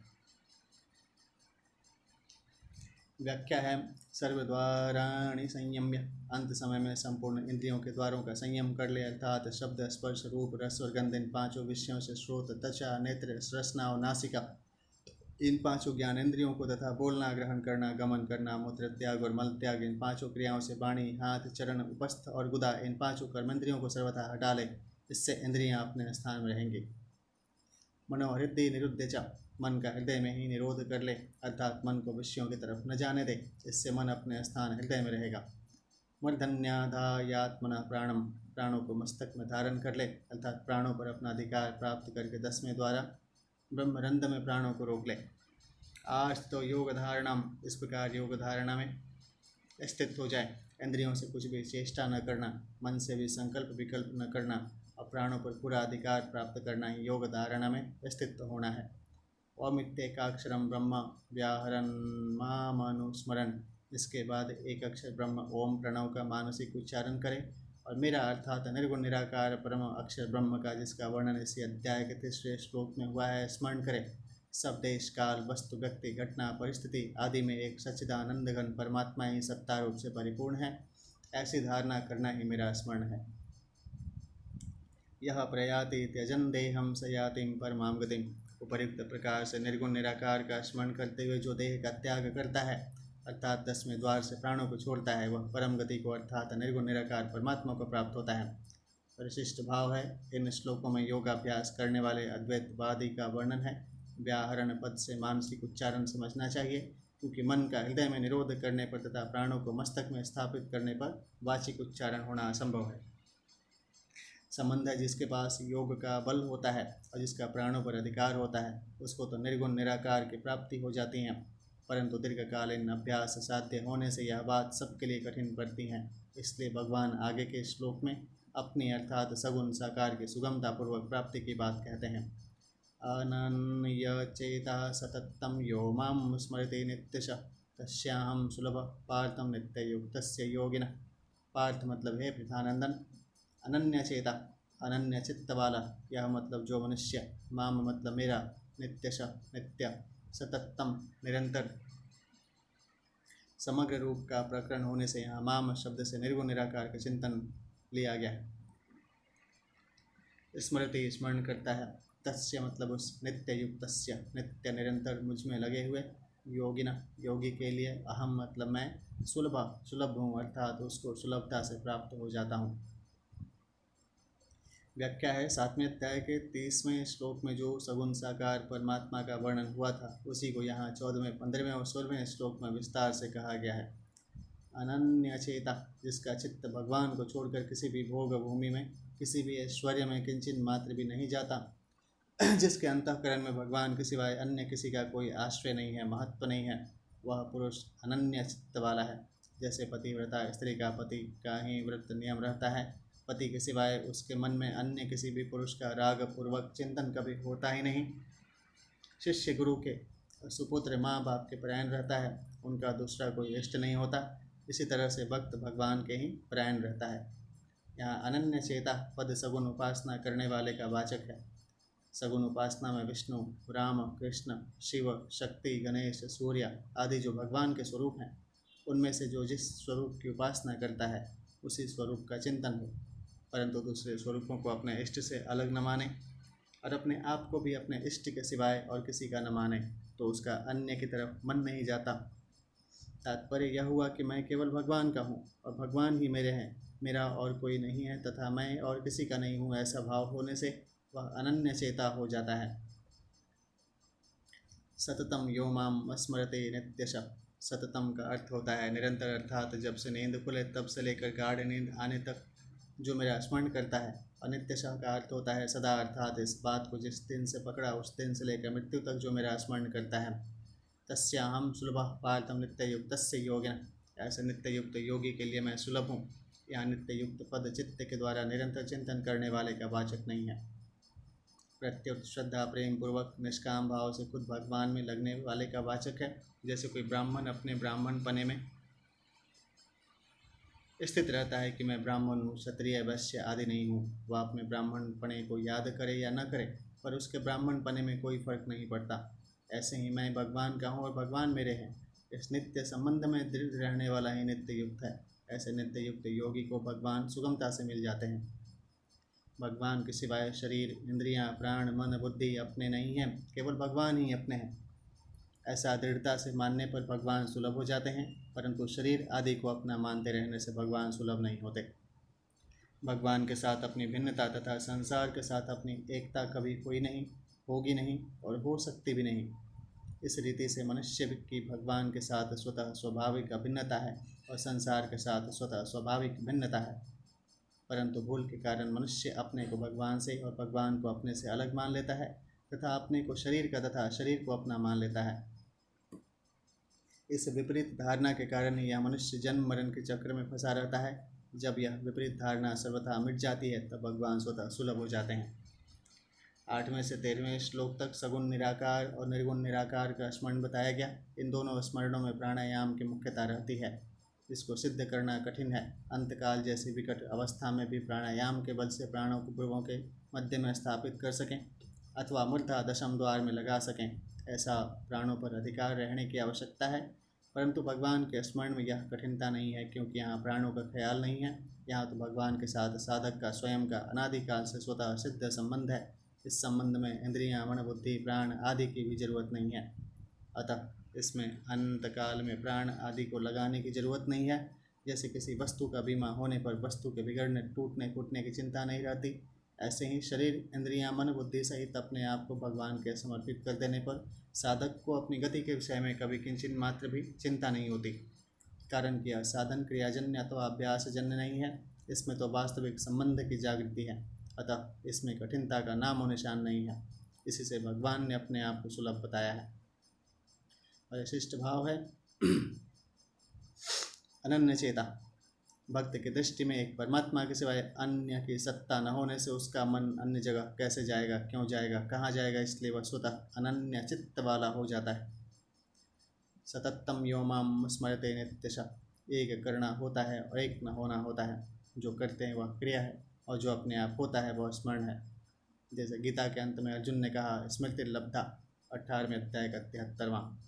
तो वह स्मृति क्रिया नहीं है, प्रत्युत भगवान के साथ अपने नित्य संबंध की स्वतः होने वाले स्मृति है। भगवान के स्मरण में खास है तो उनमें अपनापन है। भगवान ही मेरे हैं और मेरे लिए हैं।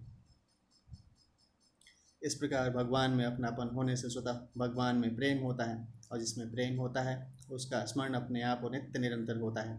इसलिए भगवान ने 7वें अध्याय के आरंभ में मैया आसक्तमना पद से अपने में आसक्ति अर्थात प्रेम होने की बात कही है।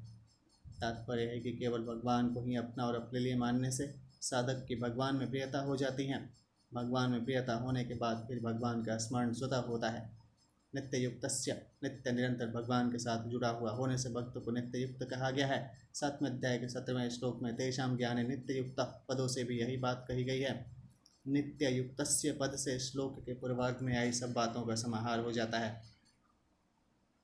तस्याहम सुलभ पार्थ। भगवान ने महात्मा को तो दुर्लभ बताया है, स महात्मा तो दुर्लभ, गीता के 7वें अध्याय का 19वां, पर यहाँ अपने को सुलभ बताया है। इसका तात्पर्य है कि संसार में भगवान दुर्लभ नहीं है, प्रत्युत उनके तत्व को जानकर उनके शरण होने वाले भक्त दुर्लभ हैं। कारण कि भगवान को ढूंढें तो वे सब जगह मिल जाएंगे, पर भगवान का प्यारा भक्त कहीं कहीं ही मिलेगा। हरि दुर्लभ नाही जगत में, हरिजन दुर्लभ होए। हरि हेरियाम सब जग मिलें, हरिजन कहीं एक होए।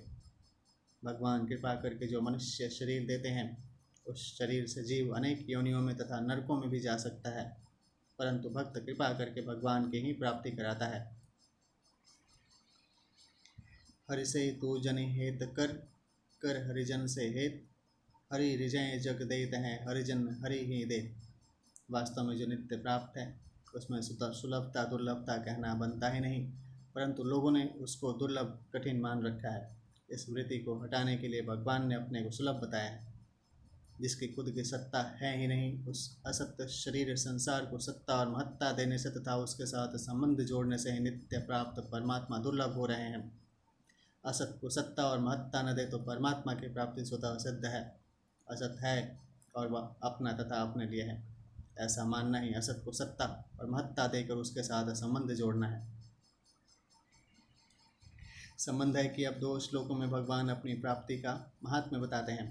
मामुपेत्यं पुनर्जन्म दुःखालयम शाश्वतम नाप्नुवन्ति महात्मान संसिद्धिं परमां गतः। महात्मा लोग, माम मतलब मुझे, उपेत्य प्राप्त करके, दुःखालयम दुःखालय आदि दुखों के घर, और अशाश्वतम अशाश्वत अर्थात निरंतर बदलने वाले पुनर्जन्म को न आपनुवन्ति प्राप्त नहीं होते, क्योंकि वे परमाम परम संसिद्धम सिद्धि को गता प्राप्त हो गए हैं, अर्थात उनको परम प्रेम की प्राप्ति हो गई है। व्याख्या है मामुपेत्य पुनर्जन्म संसिद्धिम परमाम गता। मामुपेत्य का तात्पर्य है कि भगवान के दर्शन कर लें, भगवान को तत्व से जान लें अथवा भगवान में प्रविष्ट हो जाए तो फिर पुनर्जन्म नहीं होता। पुनर्जन्म का अर्थ है कि फिर शरीर धारण करना। वह शरीर चाहे मनुष्य का हो चाहे पशु पक्षी आदि किसी प्राणी का हो, पर उसे धारण करने में दुख ही दुख है। इसलिए पुनर्जन्म को दुखालय अर्थात दुखों का घर कहा गया है। मरने के बाद यह प्राणी अपने कर्मों के अनुसार जिस योनि में जन्म लेता है, वहाँ जन्म काल में जेल से बाहर आते समय उसको वैसा कष्ट होता है जैसा कष्ट मनुष्य को शरीर की चमड़ी उतारते समय होता है, परंतु उस समय वह अपना कष्ट दुख किसी को बता नहीं सकता, क्योंकि वह उस अवस्था में महान असमर्थ होता है। जन्म के बाद बालक सर्वथा परतंत्र होता है। कोई भी कष्ट होने पर वह रोता रहता है पर बता नहीं सकता। थोड़ा बड़ा होने पर उसको खाने पीने की चीज़ें खिलौने आदि की इच्छा होती हैं और उनकी पूर्ति न होने पर बड़ा दुख होता है। पढ़ाई के समय शासन में रहना पड़ता है, रातों जाग कर अभ्यास करना पड़ता है तो कष्ट होता है। विद्या भूल जाती हैं तथा पूछने पर उत्तर नहीं आता तो दुख होता है। आपस में ईर्ष्या द्वेष डाह अभिमान आदि के कारण हृदय में जलन होती है। परीक्षा में फेल हो जाए तो मूर्खता के कारण उसका इतना दुख होता है कि कई आत्महत्या तक कर लेते हैं। जवान होने पर अपनी इच्छा के अनुसार विवाह आदि न होने से दुख होता है। विवाह हो जाता है तो पत्नी अथवा पति अनुकूल न मिलने से दुख होता है। बाल बच्चे हो जाते हैं तो उनका पालन पोषण करने में कष्ट होता है। लड़कियां बड़ी हो जाती हैं तो उनकी जल्दी विवाह न होने पर माँ बाप की नींद उड़ जाती है। खाना पीना अच्छा नहीं लगता, हरदम बेचैनी रहती है। वृद्धावस्था आने पर शरीर में असमर्थता आ जाती है। अनेक प्रकार के रोगों का आक्रमण होने लगता है। सुख से उठना बैठना चलना फिरना खाना पीना आदि भी कठिन हो जाता है। घर वालों के द्वारा तिरस्कार होने लगता है, उनके अपशब्द सुनने पड़ते हैं। रात में खांसी आती है, नींद नहीं आती। मरने के समय भी बड़े भयंकर कष्ट होते हैं। ऐसे दुख कहाँ तक कहें, उनका कोई अंत नहीं। मनुष्य जैसा ही कष्ट पशु पक्षी आदि को भी होता है। उनको शीत घाम वर्षा हवा आदि से कष्ट होता है। बहुत से जंगली जानवर उनके छोटे बच्चों को खा जाते हैं तो उनको बड़ा दुख होता है। इस प्रकार सभी योनियों में अनेक तरह के दुख होते हैं। ऐसे ही नरकों में और 84 लाख योनियों में दुख भोगने पड़ते हैं। इसलिए पुनर्जन्म को दुखालय कहा गया है। पुनर्जन्म को अशाश्वत कहने का तात्पर्य है कि कोई भी पुनर्जन्म शरीर निरंतर नहीं रहता, उसमें हरदम परिवर्तन होता रहता है। कहीं किसी भी योनि में अस्थायी रहना नहीं होता। थोड़ा सुख मिल भी जाता है तो वह भी चला जाता है और शरीर का भी अंत हो जाता है। 9वें अध्याय के 3रे श्लोक में से पुनर्जन्म को मौत का रास्ता कहा है। मृत्यु संसार वर्तमनि। यहाँ भगवान को मेरी प्राप्ति होने पर पुनर्जन्म नहीं होता, इतना ही कहना पर्याप्त था। फिर भी पुनर्जन्म के साथ दुखालय और अशाश्वत ये दो विशेषण क्यों दिए गए? ये दो विशेषण देने से यह एक भाव निकलता है कि जैसे भगवान भक्तजनों की रक्षा, दुष्टों का विनाश और धर्म की स्थापना करने के लिए पृथ्वी पर अवतार लेते हैं, ऐसे ही भगवान को प्राप्त हुए भक्त लोग भी साधु पुरुषों की रक्षा, दुष्टों की सेवा और धर्म का अच्छी तरह से पालन करने तथा करवाने वाले के लिए कारक पुरुषों के रूप में, संत के रूप में इस पृथ्वी पर जन्म ले सकते हैं। अथवा जब भगवान अवतार लेते हैं तब उनके साथ पार्षद के रूप में भी ग्वाल बालों की तरह वे भक्तजन पृथ्वी पर जन्म ले सकते हैं।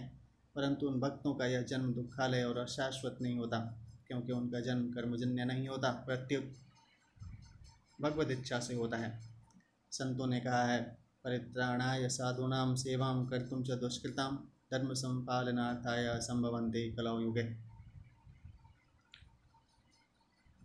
जो आरंभ से ही भक्ति मार्ग पर चलते हैं उन साधकों को भी भगवान ने महात्मा कहा है।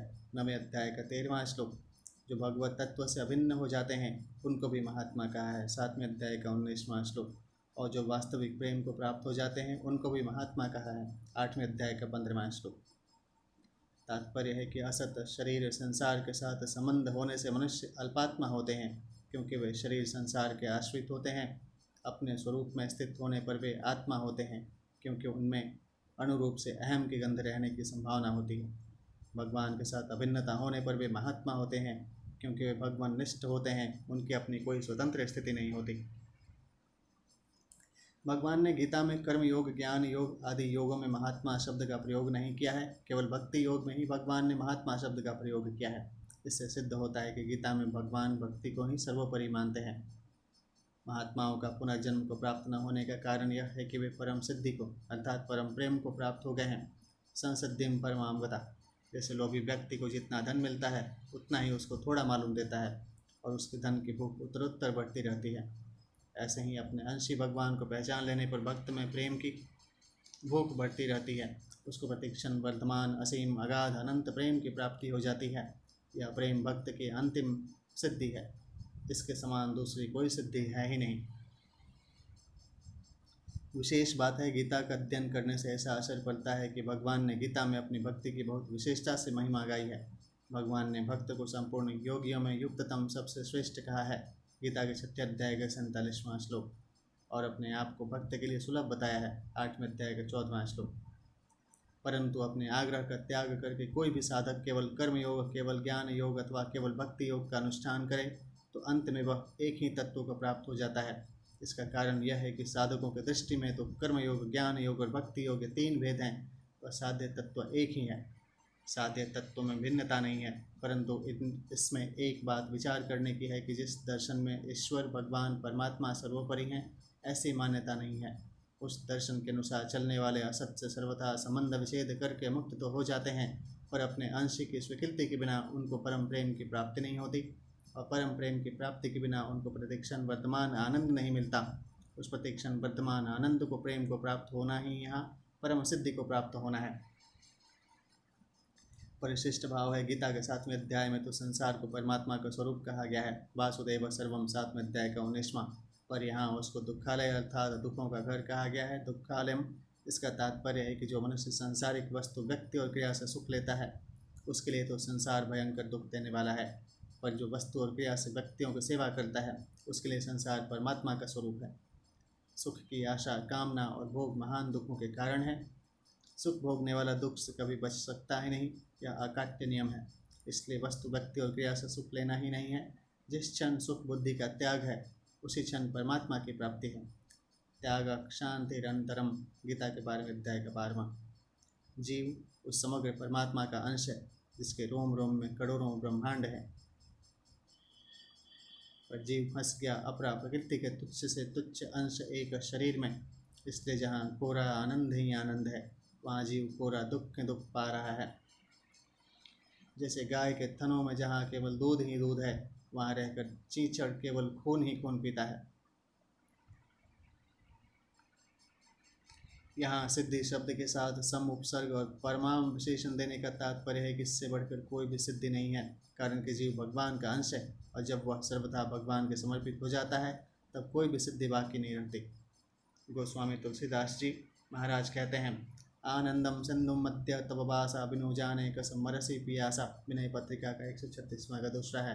ब्रह्म भुवना लोका पुनरावर्तिनोर्जुन मामुपेत्यम तु कौन्तेयम पुनर्जन्म न विद्यते।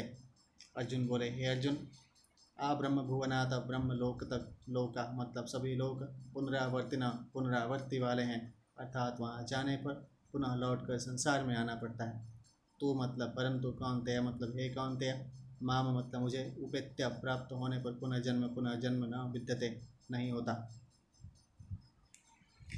व्याख्या है, ब्रह्म भुवनालोका पुनरावर्तिनो अर्जुन। हे अर्जुन, ब्रह्मा जी के लोक को लेकर सभी लोग पुनरावर्ती हैं, अर्थात ब्रह्म लोक और उससे नीचे के जितने लोक सुख भोग भूमियाँ हैं उनमें रहने वाले सभी प्राणियों को उन लोकों के प्रापक पुण्य समाप्त हो जाने पर लौटकर आना ही पड़ता है। जितनी भी भोग भूमियाँ हैं उन सब में ब्रह्म लोक को श्रेष्ठ बताया गया है। मात्र पृथ्वी मंडल का राजा हो और उसका धन धान्य से संपन्न राज्य हो, स्त्री पुरुष परिवार आदि सभी उसके अनुकूल हों, उसकी युवावस्था हो तथा शरीर निरोग हो, यह मृत्यु लोक का पूर्ण सुख माना गया है। मृत्यु लोक के सुख से 100 गुना अधिक सुख मर्त्य देवताओं का है। मर्त्य देवता उनको कहते हैं जो पुण्य कर्म करके देवलोक को प्राप्त होते हैं और देवलोक के प्राप्त पुण्य क्षीण होने पर पुनः मृत्यु लोक में आ जाते हैं। गीता के 9वें अध्याय का 21वां श्लोक है। इन मर्त्य देवताओं से 100 गुना अधिक सुख आजान देवताओं का है। आजान देवता वे कहलाते हैं जो कल्प के आदि में देवता बने हैं और कल्प के अंत तक देवता बने रहेंगे। इन आजान देवताओं से 100 गुना अधिक सुख इंद्र का माना गया है। इंद्र के सुख से 100 गुना अधिक सुख ब्रह्मलोक का माना गया है। इस ब्रह्मलोक के सुख से भी अनंत गुना अधिक सुख भगवत प्राप्त तत्वज्ञ जीवन मुक्त महापुरुष का माना गया है, तात्पर्य यह है कि पृथ्वी मंडल से लेकर ब्रह्मलोक तक का सुख सीमित, परिवर्तनशील और विनाशी है, परंतु भगवत प्राप्ति का सुख अनंत है, अपार है, अगाध है। यह सुख कभी नष्ट नहीं होता। अनंत ब्रह्मा और अनंत ब्रह्मांड समाप्त हो जाएं तो भी यह परमात्मा प्राप्ति का सुख कभी नष्ट नहीं होता, सदा बना रहता है। पुनरावर्तना का एक भाव यह भी है कि ये प्राणी साक्षात परमात्मा के अंश होने के कारण नित्य हैं। अतः ये जब तक नित्य तत्व परमात्मा को प्राप्त नहीं कर लेते तब तक कितने ही ऊंचे लोकों में जाने पर भी इनको वहाँ से पीछे लौटना ही पड़ता है। अतः ब्रह्मलोक आदि ऊंचे लोकों में जाने वाले भी पुनर्जन्म को प्राप्त होते हैं। यहाँ एक शंका होती है कि संतों, भक्तों, जीवन मुक्तों और कारक पुरुषों के दर्शन मात्र से जीव का कल्याण हो जाता है, और ब्रह्मा जी स्वयं कारक पुरुष हैं तथा भगवान के भक्त भी हैं। ब्रह्मलोक में जाने वाले ब्रह्मा जी के दर्शन करते ही हैं, फिर उनकी मुक्ति क्यों नहीं होती?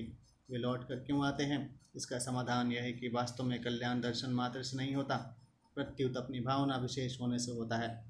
इसके सिवाय संत, भक्त आदि के दर्शन, संभाषण, चिंतन आदि का महात्म्य स्मृति लोक के मनुष्यों के लिए ही है।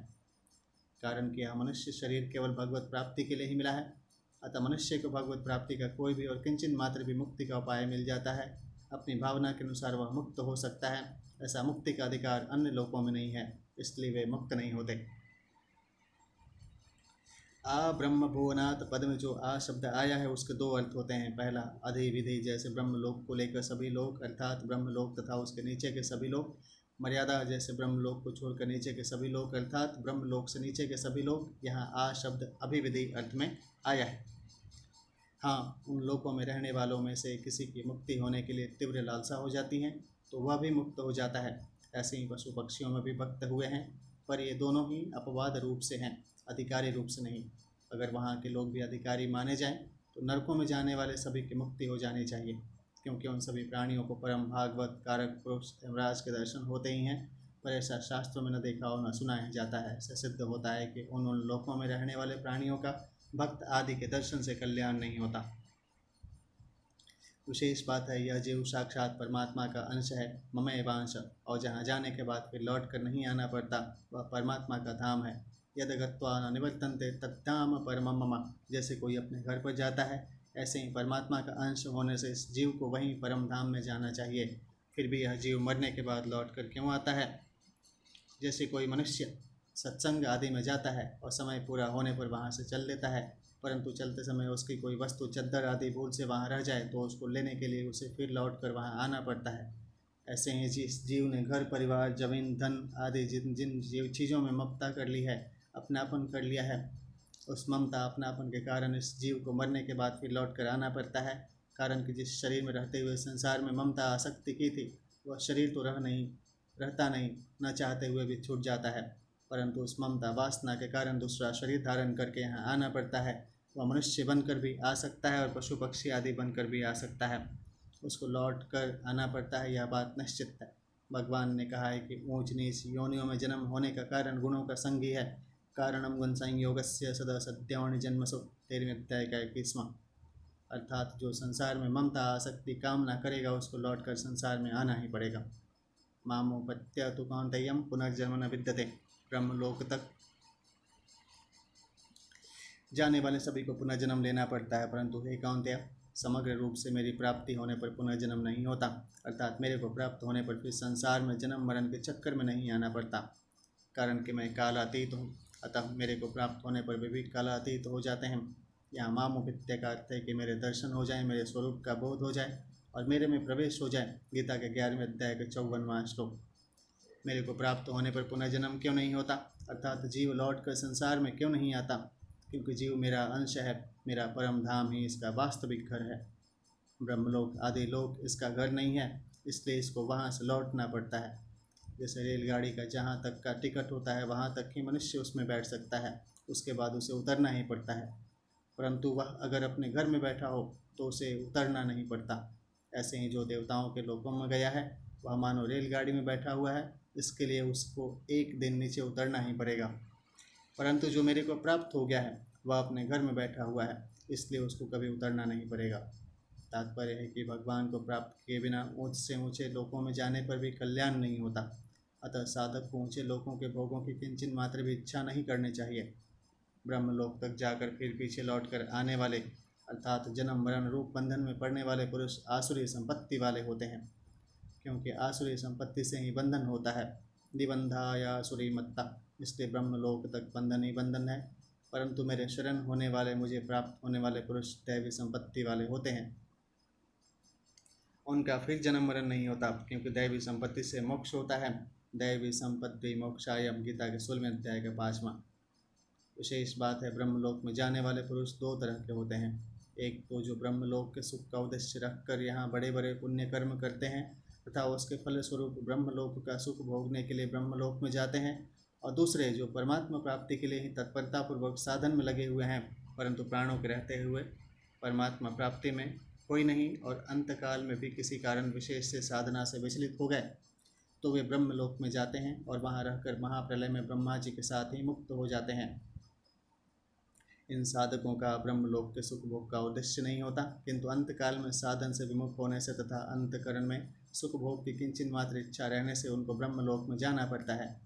इस प्रकार ब्रह्मलोक का सुख भोग कर ब्रह्मा जी के साथ मुक्त होने को क्रम मुक्ति कहते हैं।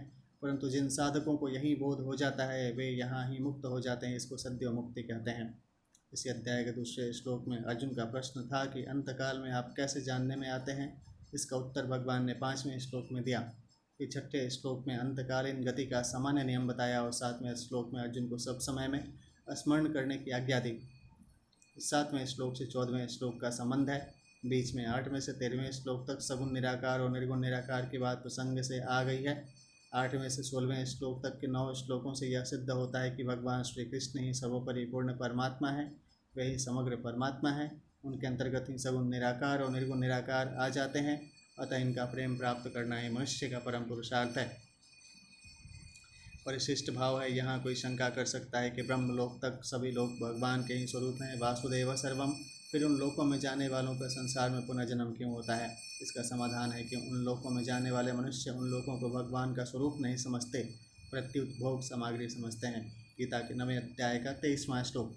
वे सुख भोग के उद्देश्य से ही ब्रह्मलोक आदि में जाते हैं, इसलिए उनको कर्मफल के रूप में ब्रह्मलोक तक के लोगों की प्राप्ति होती है और उनका पुनर्जन्म मिटता नहीं। पुनर्जन्म सुखासक्ति के कारण ही होता है। इसलिए यहाँ आ ब्रह्म भुवनान लोका कहने का तात्पर्य है कि सांसारिक सुखों की आखिरी हद तक जो ब्रह्मलोक है वहाँ जाने पर भी जीव को लौटना ही पड़ता है। अनंत ब्रह्मांडों का सुख मिलकर भी जीव को सुखी नहीं कर सकता, उसकी आफत जन्म मरण नहीं मिट सकता। अतः संसार से सुख की आशा करने वाला केवल धोखे में रहता है। ब्रह्मलोक में 2 प्रकार के मनुष्य जाते हैं। एक तो सुख भोग के लिए ब्रह्मलोक जाते हैं और फिर लौट कर संसार में आते हैं। दूसरे क्रम मुक्ति वाले ब्रह्मलोक जाते हैं और ब्रह्मा जी के साथ मुक्त हो जाते हैं। गीता के 8वें अध्याय का 24वां श्लोक। वे क्रम मुक्ति वाले लौट कर संसार में नहीं आते, तो यह उनके उद्देश्य की महिमा है, ब्रह्मलोक की महिमा नहीं है। ब्रह्मलोक तो पुनरावर्ती ही है, क्योंकि वहाँ कोई भी सदा नहीं रह सकता, न भोगी सदा रहता है, न योगी क्रम मुक्ति वाला सदा रहता है। ब्रह्मलोक तक सब कर्मफल है। जब कर्म मात्र आदि अंत वाला नाशवान होता है तो फिर उसका फल अविनाशी कैसे हो सकता है। मामुपेत्या में माम पद समग्र परमात्मा का वाचक है, जो परा और अपरा दोनों का मालिक है। उसको प्राप्त होने के बाद फिर दुखालय संसार में जन्म नहीं होता। हाँ, उसको प्राप्त हुए मनुष्य उनके इच्छा से कारण महापुरुष के रूप में अथवा भगवान के अवतार के समय संसार में आ सकते हैं, पर उनका वह जन्म कर्मों के अधीन नहीं होता, प्रत्युत भगवान की इच्छा से होता है। अब संबंध है, ब्रह्मलोक में जाने वाले भी पीछे लौट कर आते हैं। ध्यान सोले विष्णु भगवान की जय। ओम ऐं ह्रीं क्लीं चामुण्डाय विच्चै। ओम ग्लां हुं क्लीं जुं सज्ज्वालय ज्वालय ज्वल ज्वल प्रज्वल प्रज्वल ज्वल हं शं लं चं फट् स्वाहं। कर्पूरगौरं करुणावतारं संसारसारं भुजगेन्द्रहारं सदा वसन्तं हृदयारविन्दोभवं भवानी सहितं नमामि। त्वमेव माता च पिता त्वमेव बन्धुः षट्का त्वमेव विद्याधरणं त्वमेव सर्वं मम देवदेवहम्। ओम विष्णु नमः। ध्यान सूर्य विष्णु भगवान की जय। हरि ओम। ओम विष्णु नमः।